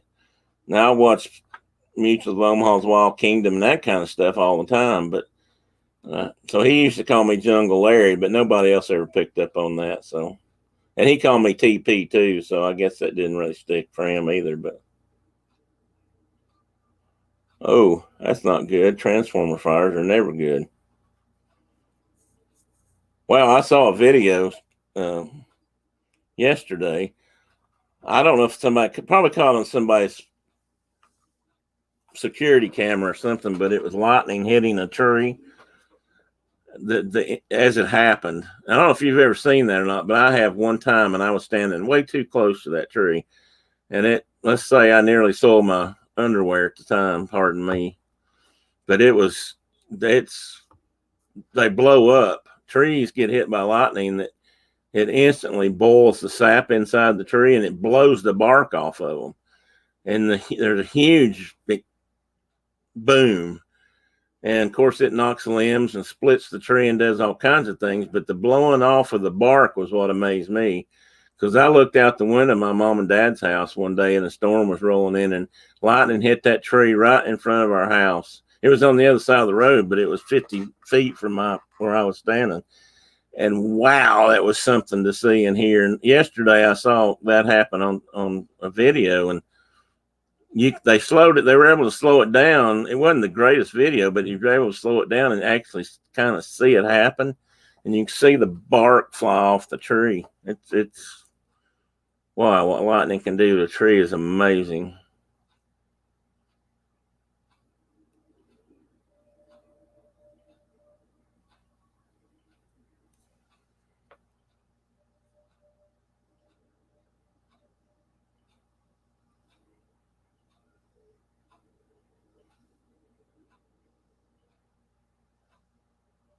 Oh, you call him Joe, but they call him Christian. Is that right?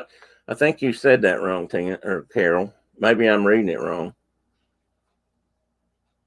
I've known that to happen to people too.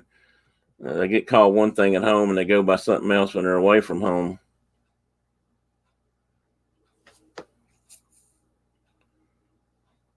I've been fairly close to transformers when they blew their circuit breakers, and a lot of people may not know that, but most transformers, or maybe all transformers, have a circuit breaker on them. It's like a big fuse link in the wire and the line, and if things go wrong, if certain things go wrong, it'll pop that, and that makes a large boom. Also, sounds like a giant firecracker going off or something.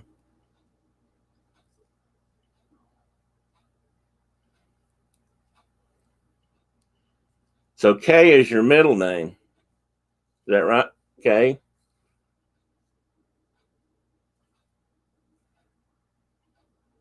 I know a lot of folks on here don't go by their real names. I did for a while. I mean, so most people know who I am.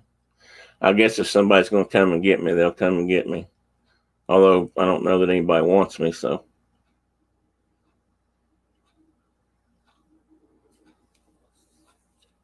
That's another interesting topic for some, and kind of scary sometimes. Have you ever been mistaken for somebody else that had your name, or has that ever happened?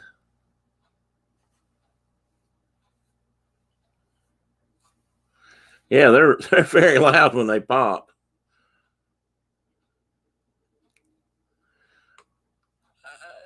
I never knew another Tim Pruitt growing up, or when I moved away, but till I came here to Knoxville and started living, and there were 3 or 4 Tim Pruitts that lived here in this area. Apparently, I don't know that we all spelled our name the same. We spell our name with an I. There's a bunch of Pruitts in this area that spell it with an E, and there's some that spell it Prewittt, and but still pronounce it Pruitt. And I used to get phone calls all the time from people looking for another Tim Pruitt, and even had a professor say some really ugly things about Tim Pruitt in the hallway one day. Well, he was in his office, but I was standing in the hallway because I was waiting on my professor to do something, and he just ripped off a bunch of stuff about how worthless Tim Pruitt was. And I was standing right there, and I walked to my professor's office, and I said, I'm not going to take that because he don't know me that well. Couldn't find out he was talking about somebody else. And he apologized, but because that really burned me up.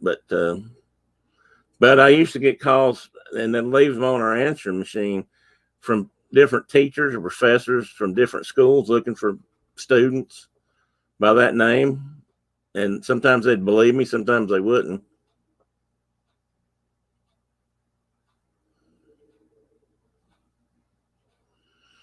Okay, Carol, be safe out there.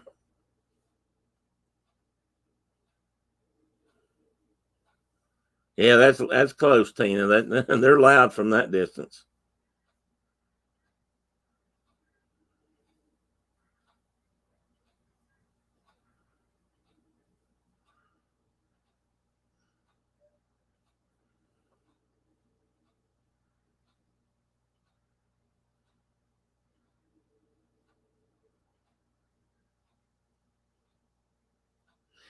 Yeah, I can see how that'd be a problem, Kay. I don't know if I ever went to school with another Tim until I got to high school. Maybe one, but not in my class. I think he was older than me. Like there was a Tim Rawls maybe or something.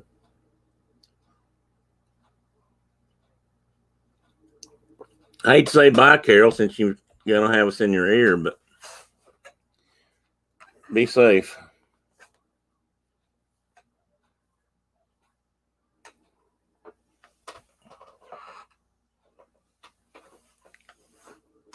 I have another cat wandering around here. Hang on a minute. Where'd you go, Simon? Where'd Simon go, Teddy? I don't know where he's hiding. I know I saw him walk by. Unless I'm hallucinating. I don't think I take any medicine that's supposed to make me do that. Oh, you leaving too, Daniel? Noah? Oh, no. You're just telling Carol bye. I'm sorry. Well, come back if you can, Carol. You never know. I might still be here. Although if it takes you too long, we probably won't be.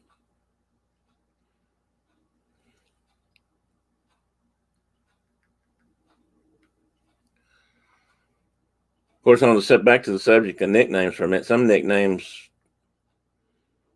I know of people that I probably wouldn't want. So maybe that's just as well.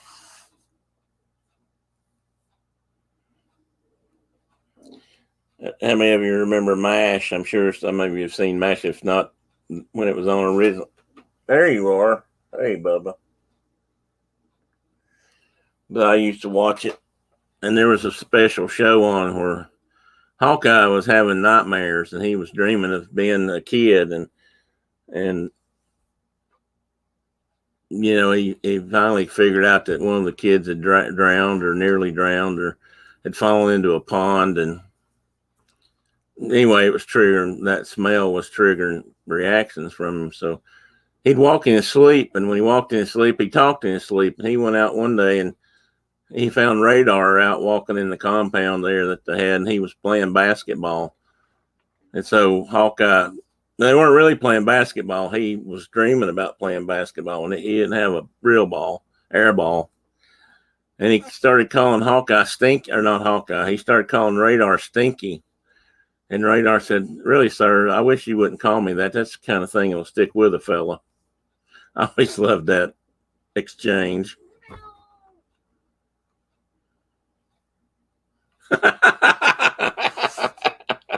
Yeah, okay. Well, now I may have had something like that going on. I don't remember my uncles giving me a nickname, but they used to tell tales on me. And, for the longest time, I thought they were, they might be true. One of them used to kid me about my mom, about his sister, my mother, having to tie a pork chop around my neck so the dogs would play with me because I was so ugly, which isn't very nice when you think about it, but.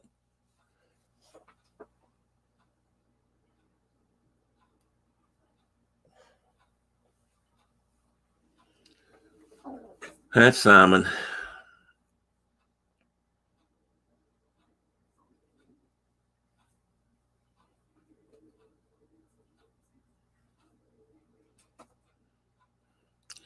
Well, I don't know how many of you have seen it, but I actually released a short video yesterday, very short. And I don't know if I did it right because I wanted to put it in the shorts and I didn't because I didn't know how. Yeah, it probably is terrible, Tina, but at the time they thought it was hilarious, that I recall.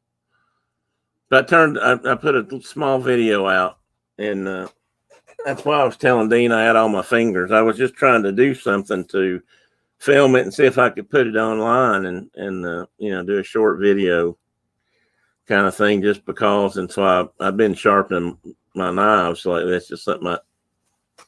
Just a moment, I'm about to sneeze.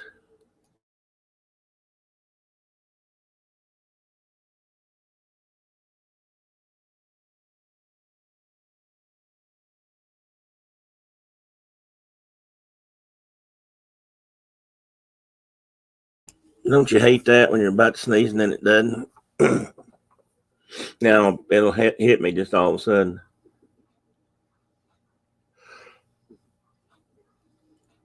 Oh, Amy, I'm sorry, but that's good. No, no. I don't remember. It's just I don't remember what the picture is. Me holding something. Maybe just a picture of my refrigerator in the background. But I hold up a piece of paper and I sliced it, and because I'd sharpened my fishing knife, my fillet knife, and it was really, really sharp. And one way you can test that is, of course, I used to shave my arm. I was bad about that, but you can hold it up like this to see if the knife is really sharp. And if it slices paper like that, it's sharp. Now, I know somebody said they didn't think you're supposed to cut paper with your knife, and probably not, but that's just a kind of a common practice. It's that, and I shave my arm, but my problem with that is I've run out of hair on my arm. I've been sharpening. I sort of have a collection of knives, and I've sharpened about every one I own now, and I've just about got all the hair off my arm, at least my left arm, because that's the one I can get to with my right hand. I'm about afraid to do it with my left hand on my right arm, but it's just a habit I had. When I was a kid, that's how I was taught to sharpen a knife, and you knew it was sharp if it'd shave if you could shave a hair on your arm. So I still do it. Anyway, it was about sharpening my knife. I commented that I think the name of it was a habit or a hobby with a benefit or something like that. And it's just something I like to do sometimes, is sit around and do that kind of stuff. It's, for me, that's relaxation, unless for some reason I can't get an edge on the knife, and then it drives me nuts. But I like to do it, and so I've been doing that a lot lately, just because I didn't have much else going on. But anyway, it's just a short video, and what I was trying to say was the satisfying sound when your knife will just slice through paper like that without any resistance. And that one just came out super sharp, and it was really good of course, it's a very thin blade too, but I put it on there because, like I said, I just wanted to film something to try to put it online. So I put that on there, And I think Dean saw it. I don't know if anybody else did. Somebody else did because they mentioned something about cutting paper. Not supposed. The dad wouldn't let them cut paper with his knife, and their mom would. He wasn't supposed to cut paper with their mom's scissors. Now I've learned that lesson the hard way. I didn't cut paper with my mom's scissors, and I know not to cut paper with Brenda's scissors. Brenda's scissors are sacred, and she will tell me so. That's why I have bought her many pairs to make up for it. But I have my own scissors, and that's all I'm allowed to use if I need scissors.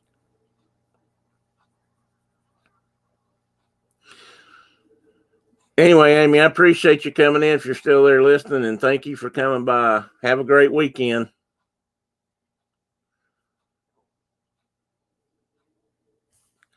Yeah, Tina, that was just one of the many things that they like to joke about when I was growing up. I had a couple of uncles that were master, I almost hate to call them storytellers, although they were storytellers, because they were more like giant fibbers. If you want to know the truth, they told the equivalent of the Great American Tall Tale. They told stories about Paul Bunyan. There's a lot of stories about, Paul Bunyan and his blue ox. I'm not saying they're not true, but, there's some question about it. Pecos Bill, Disney did the movies about those many times, or a couple of times anyway. And my uncles did more of the hillbilly version of that. They didn't talk about anybody you've ever heard of. Most of it's talking about themselves, to be honest. And part of it included telling me stories about when they played for the New York Yankees baseball team. They played for the New York Yankees and were the stars of the show, of course, along with Babe Ruth. Of course, I was too young to figure out that they weren't old enough. They just didn't match, but I didn't know that. And I probably believed them for a long time until I figured out, hey, that can't happen. And, one of my uncles would tell me that he caught and the other one pitched. But sometimes one uncle that pitched would pitch and catch because he was so fast that he could throw a fastball to home plate and he'd beat it to the plate and catch it behind the batter. That's how fast he was. He could really move. Before the batter could even swing and hit the ball or whatever, he'd be back there to catch the ball. So he played both positions, according to him. And of course, they hit a lot of home runs, and they played football for the state of Tennessee, for the University of Tennessee, which neither one of them went to college. Again, I didn't know that. And for many, many years, the University of Tennessee Stadium was shaped like a horseshoe. It was U-shaped with the hole, and one end was open, which they did put some bleachers in there eventually, but it was, I don't know, maybe when they built it and designed it, it was supposed to be open to the Tennessee River. I don't know, but well, they told me that they did that it used to be closed in all the way around, but they got a head of steam up one day playing Alabama or somebody, and one was blocking for the other one. They were running heads down, and they got going so fast that they ran right past the end zone and right into the end of the stadium and knocked the whole thing out. So in their honor, they left it open. So it would always be remembered that since Bob always knocked that loose. And for the longest time, I thought that was probably true.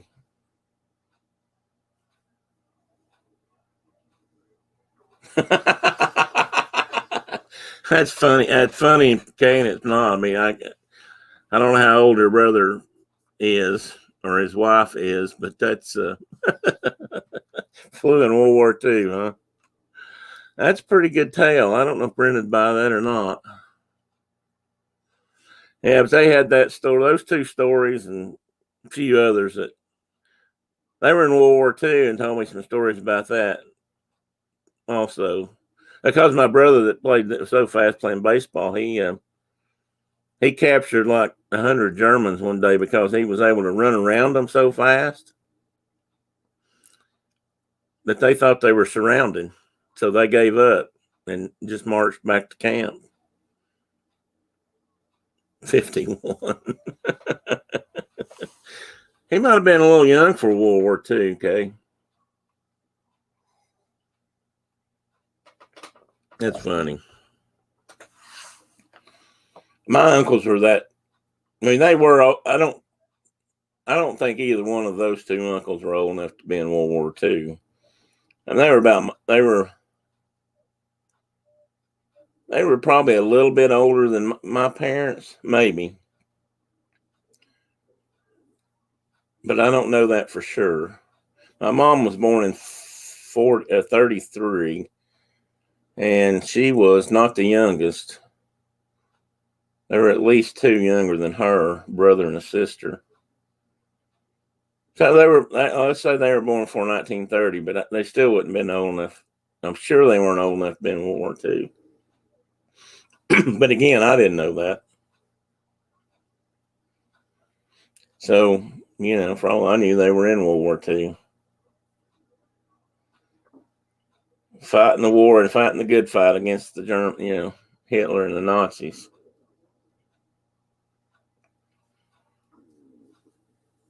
I did have one uncle that did serve in World War II. He was the oldest brother.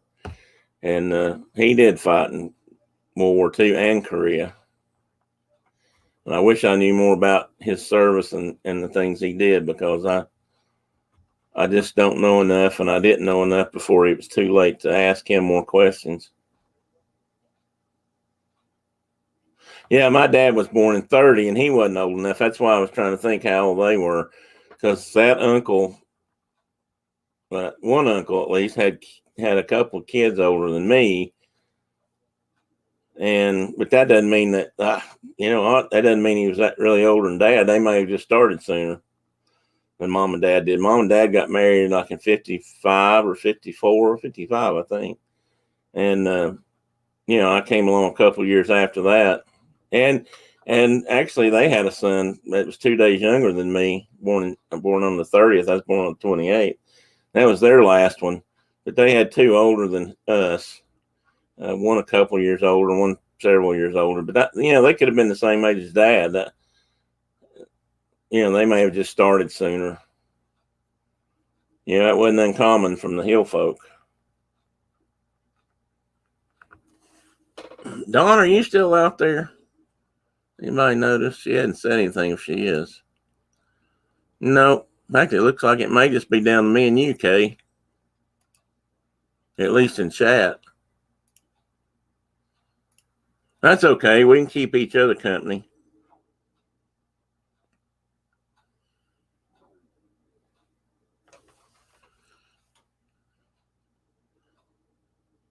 Kay, I think you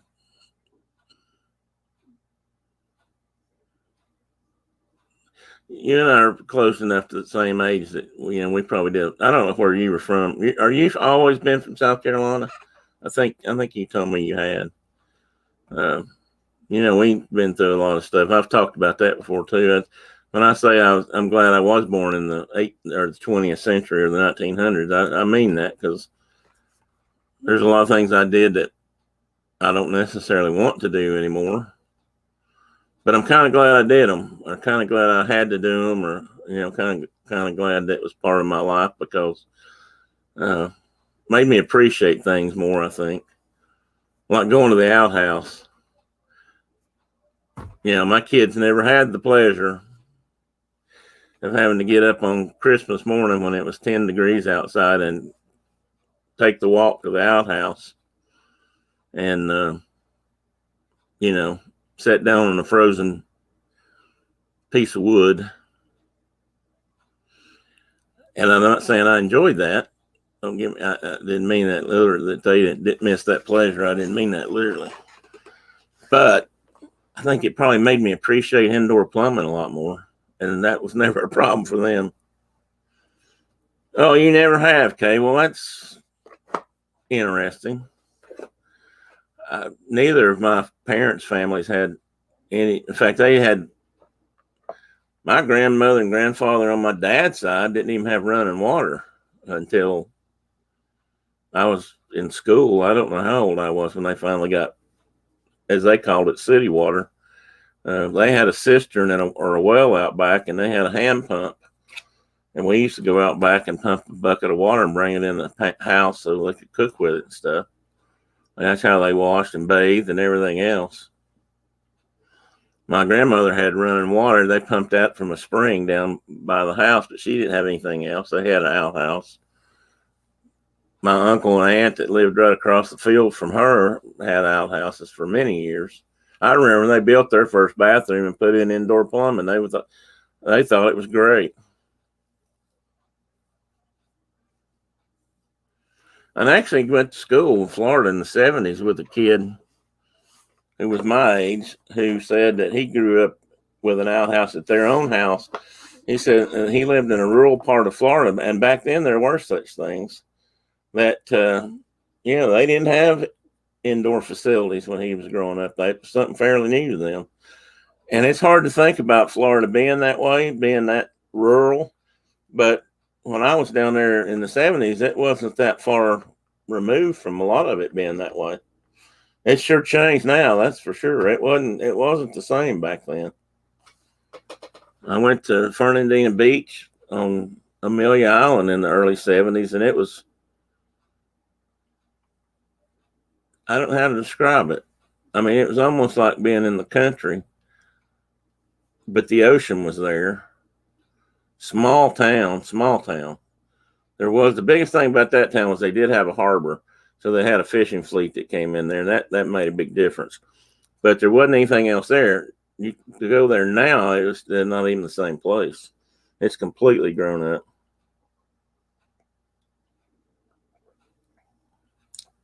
My grandmother's house that I know of may never have had an indoor bathroom, Kay. I'm not sure they ever put one. I know when she passed away, which was in the mid 70s. In fact, it was just a month before I got married. We got married. She never had indoor. She had water, cold water. I don't know if they had hot water. I don't think she did. Pretty sure she did not, in fact. But she actually, because of rheumatoid arthritis or whatever, she couldn't walk. So she actually had an indoor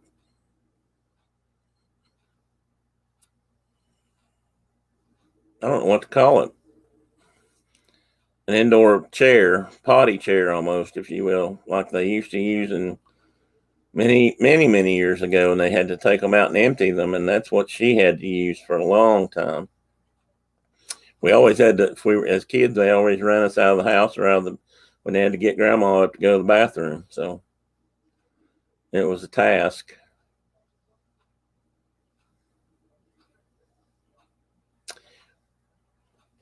Okay, there's 5 people out there. If you're out there in chat or out there listening, if you can, say hi, just so I know who's out there. I hate not to say hi to somebody. And if I've lost all my audience, then I'll, say good night, Gracie. Oh, wait a minute. I don't have a Gracie.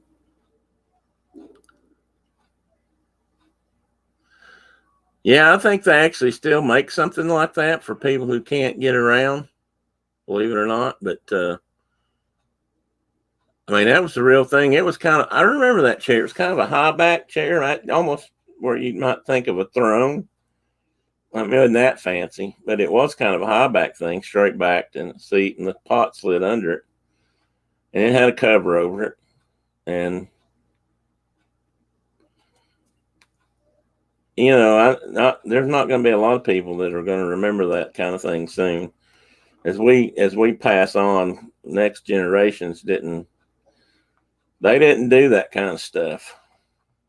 It's just like aviation and why I got involved in that and the changes that occurred in that field, even in my time, much less the few years before me.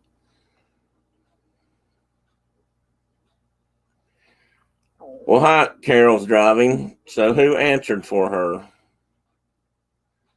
Reveal yourself, mystery caller.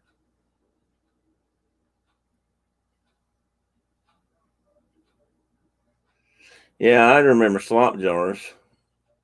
And if they weren't feeding the pigs with them, they, had a place out back somewhere they dumped them. And I don't know about in South Carolina, but up here, people usually had a garbage dump, either on their own property or somewhere where everybody else went, and dumped it over the side of the hill, which is not a good thing.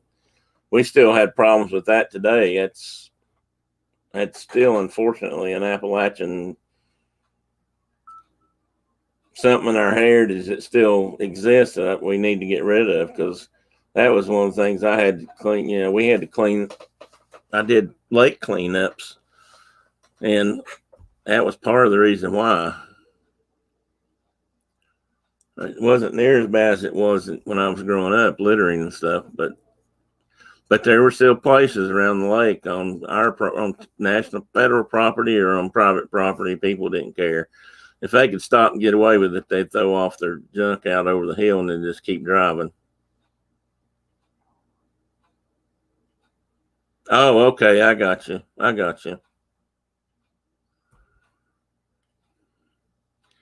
Well, hi, Carol's son.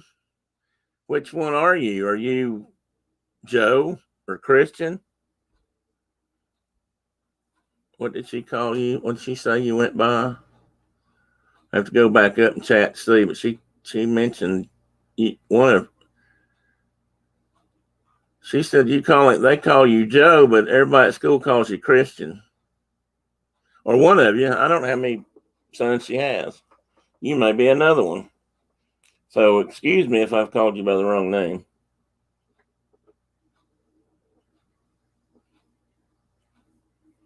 And you are free to tell her I said so. Oh, she can probably hear me.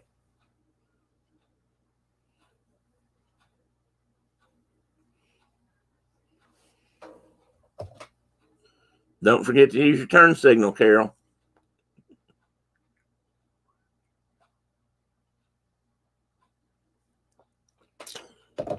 Wow, you have to hit every pothole on the road?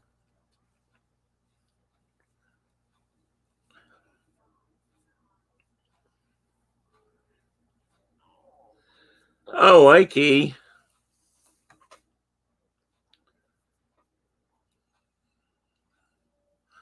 Let's see, you showed a picture of Key skiing or something recently? 3 sons and $3. Oh, my Lord. Oh, it reminds me, we had to go to the grocery store yesterday, and I was motoring around on my little scooter, and I had some things in my buggy. And so I got in line, and Brenda got in a different line so we could kind of get done faster.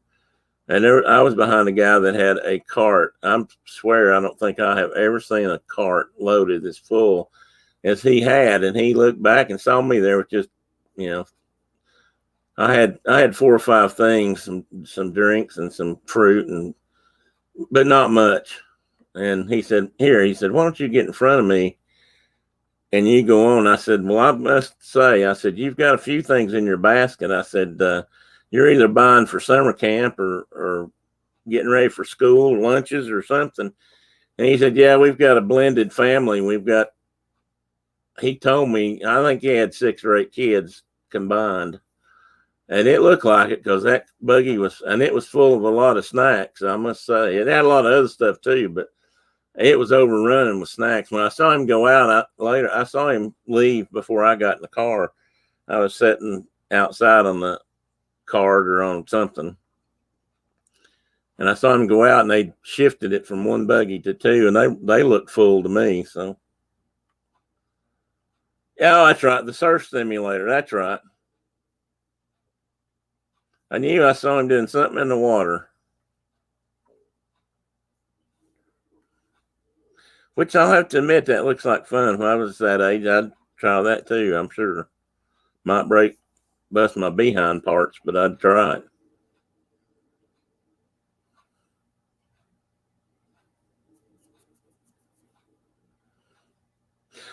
How old are your youngest, Carol, if I may ask?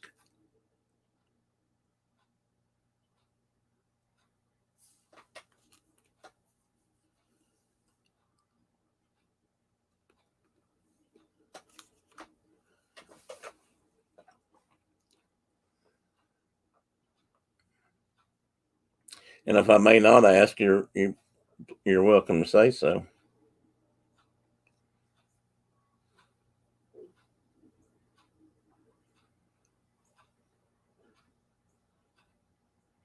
Brenda, are you still on here? Brenda, are you still here?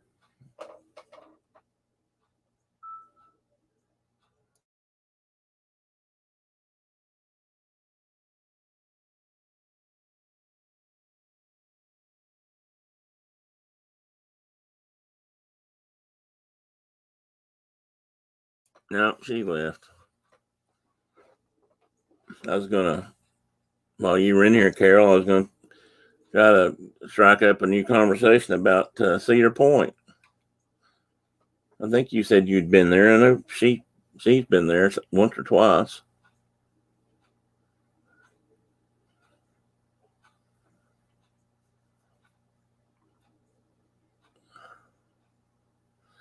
Hey, Tina, welcome back. Glad they got the power back on.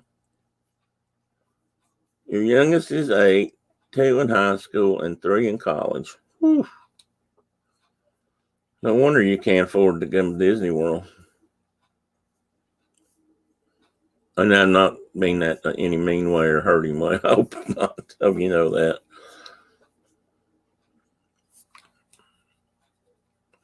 I didn't know a lot of big families. My parents both had big families, but interesting thing about that is all my uncles and aunts, most of them had 2 kids. There was one, if I think about it, it seemed like there was maybe one person on both sides of Dad's family and my mom's that had 3. And everybody else had 2. Odd thing about my dad's side of the family, or be his side, is all of his brothers, when they had kids, like my dad was 2 sons. One of my other uncles had 2 sons, and the other one had 2 girls. And in fact, their sister had two sons. Now that I think about it, it's weird. Of course, that was kind of different, but it always seemed kind of odd. That's true too, Carol. I could see how that would be both. As a parent, a mother, and you getting them all ready to go to school and that kind of thing, it would be crazy. Or, cheerleading practice. I don't know if your kids did that, but cheerleading practice, softball practice, and dance recitals all, on the same night. That sort of thing would be hectic, but I could see how there'd be a lot of fun times too.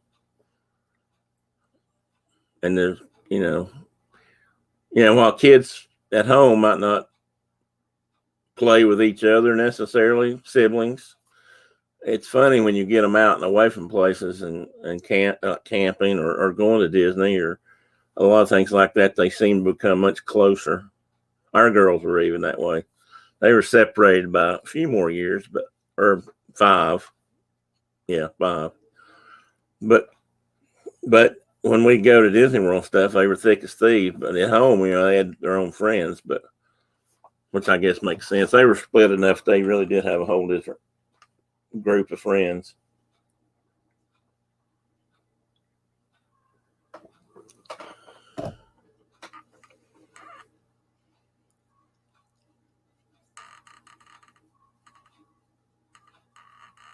My nose is itching. All right, who paid attention last week? What does it mean when your nose is itching? At least back in the country, some parts of the country.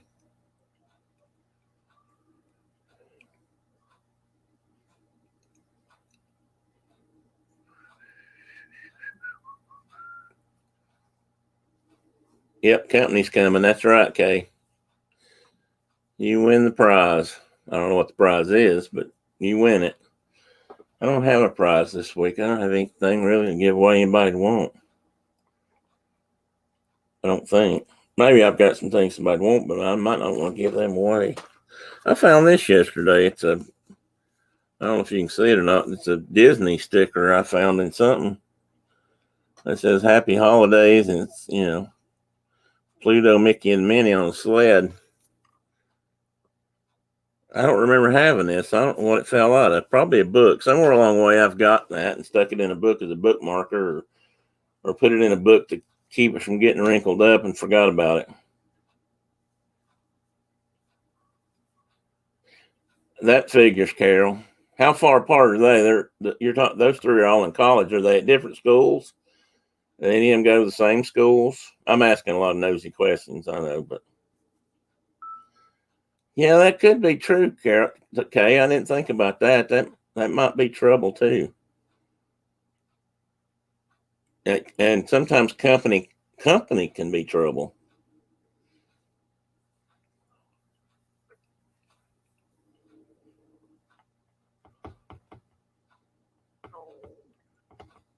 And what was cute? Now I missed something.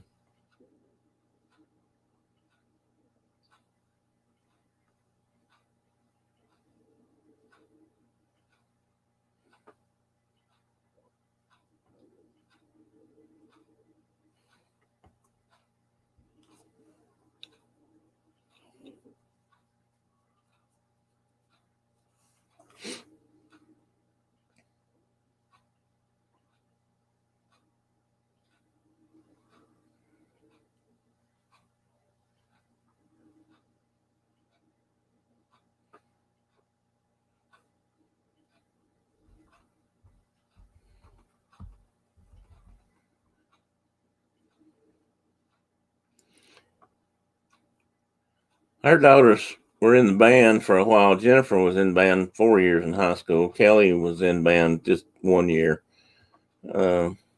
She really wasn't that much into it. Jennifer liked it. Jennifer was real artsy anyway. Kelly was never that quite the same. She liked her music on a CD. I'm actually surprised Jennifer hasn't, learned to play the guitar or something, or something, more. In a way, I never could play the guitar. I couldn't carry or keep a tune in a bucket, and I never could figure out how to chord a guitar. My fingertips always seemed too fat to me. My fingertips would be on like three strings at one time, and usually if you're trying to chord something, that doesn't work. That's why I traded my guitar off for flying lessons, which would have been a really good deal had I ever actually finished it and and gotten my license and that kind of stuff. I could have been a licensed pilot instead of just acting like one sometimes.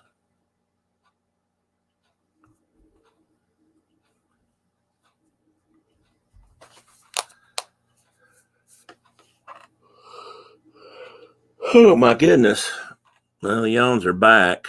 Not sure what that means.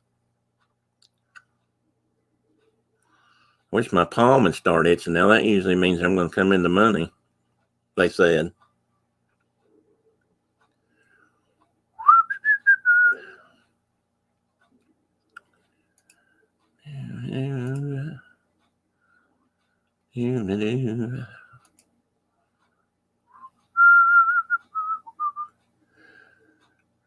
And if you can play almost any instrument, I can't play anything.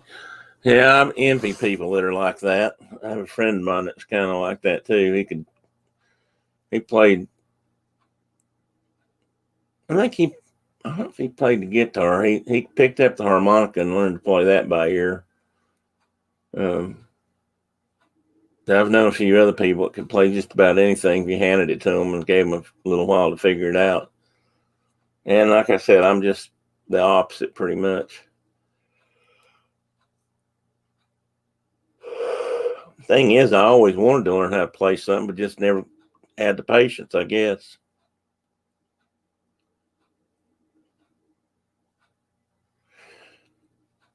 Maybe that's where I'm confused about that, Kay. I've heard that stranger part, but I couldn't remember how that worked. Maybe that is the thing. One palm means one thing and the other means another. I just remembered the money part. If your palm itched, you were going to come into money. And I know there's more than that. I may have to look that up. someday and remember. I don't know if that's considered a colloquialism or if that's something entirely different, but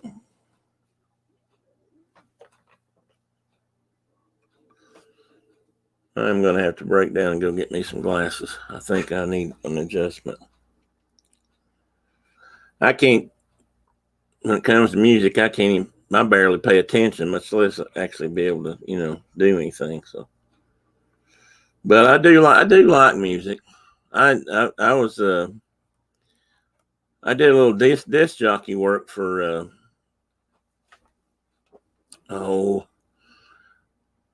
Music Magic of the Mouse Music or whatever he calls it now, his program. And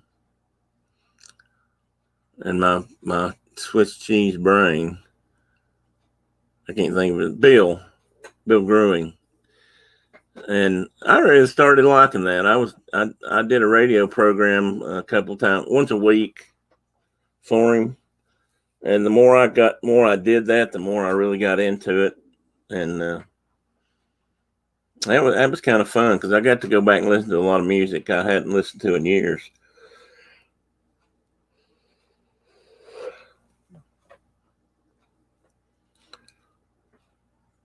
And it was kind of fun to explore and actually, because I would always research the songs I wanted to play so I could have something to say about them, where they came from, maybe what influenced them, who played them, if it was a band, if somebody in particular maybe was in the band at that time, that kind of thing.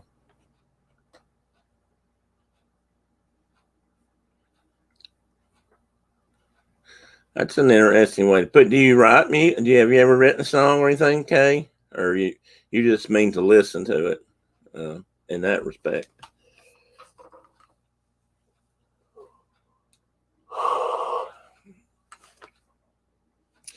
I have dabbled in writing. I started writing, and for a little while I was pretty prolific, and at least writing stuff that probably could have been assembled and put into something.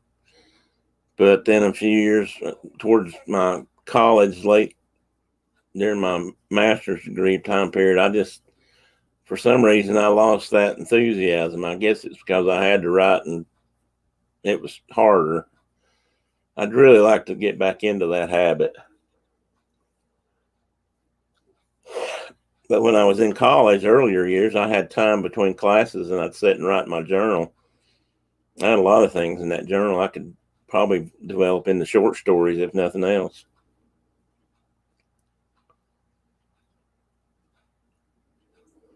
Well, at least you tried, okay? I mean, who's to say? You know what? I mean, something I can jot down on paper may sound like junk if I did it or said it or tried to sing it, but somebody else might be able to put a tune to it and actually make something out of it. Pardon me again.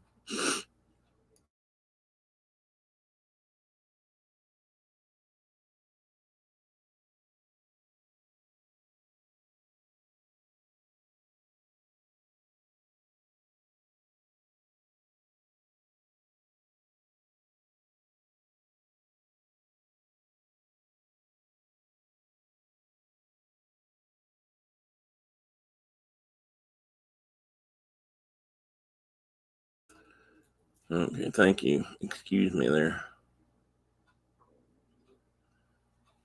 Well, I kind of do too. Okay, I found one the other day I hadn't seen in a long time. It had some of my stuff in it. I always carried one with me when I was in college. And you got to realize this is when I was between 36 and 40 something. And I wrote just about every day. And of course, I had to take some early English classes and things like that to brush back up on grammar and, how to write stuff because you had to do a lot of that in college. And I had written for years. A friend of mine and I used to exchange some pretty long missives, but and we came up with some pretty wild stories. But yeah, when he further than that, and I was just doing it. I didn't know the orders. Oh, you got to leave, Carol? All right. Oh, I'm sure you do. I'm gonna get off here in just a minute. Thanks for coming by and thanks for coming back in, and I appreciate your time. And thanks, Keith, for letting me know you were around a while ago. You guys have a great weekend and rest of your day. Who are you going to mod for? Who's on right now that you're going to protect and serve? Anyway, I had time to do that, and I had a lot of things on my mind to clear. So I wrote a lot, and I had some classes where I had to do compositions and write, and I wrote some of those and got some pretty, I would say, praise for some of my stories from a couple of teachers. So I enjoyed that, and it was kind of fun. Excuse me.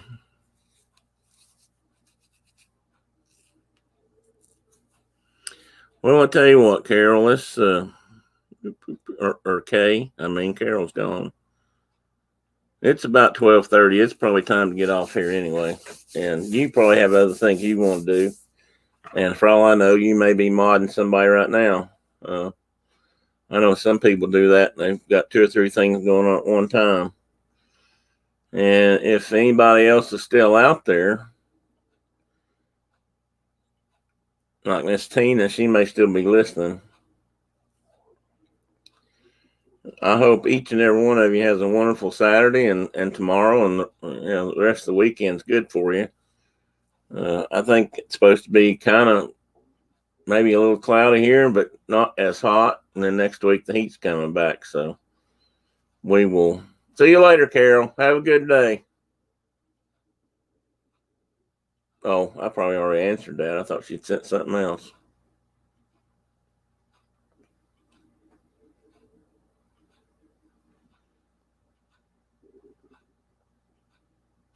Okay, Kay. Well, I'm going to shut this down, I think. And I appreciate you hanging in there all morning. Always a pleasure. Glad you're here. Appreciate you coming in and keeping me company. And just like everybody else that pops in for a while. And I know I go long, and I know some people have other things to do. I know some people come and go at different times. That's one of the reasons I kind of hang around.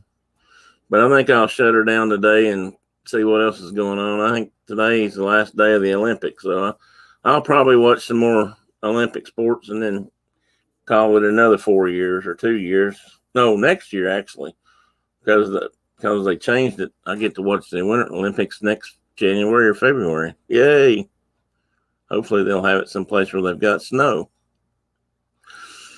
Anyway, have a great day, Kay. I appreciate you being here. Thanks everybody for here, and everybody have a good weekend. And if good Lord's willing, the creek don't rise, I'll see you again next week.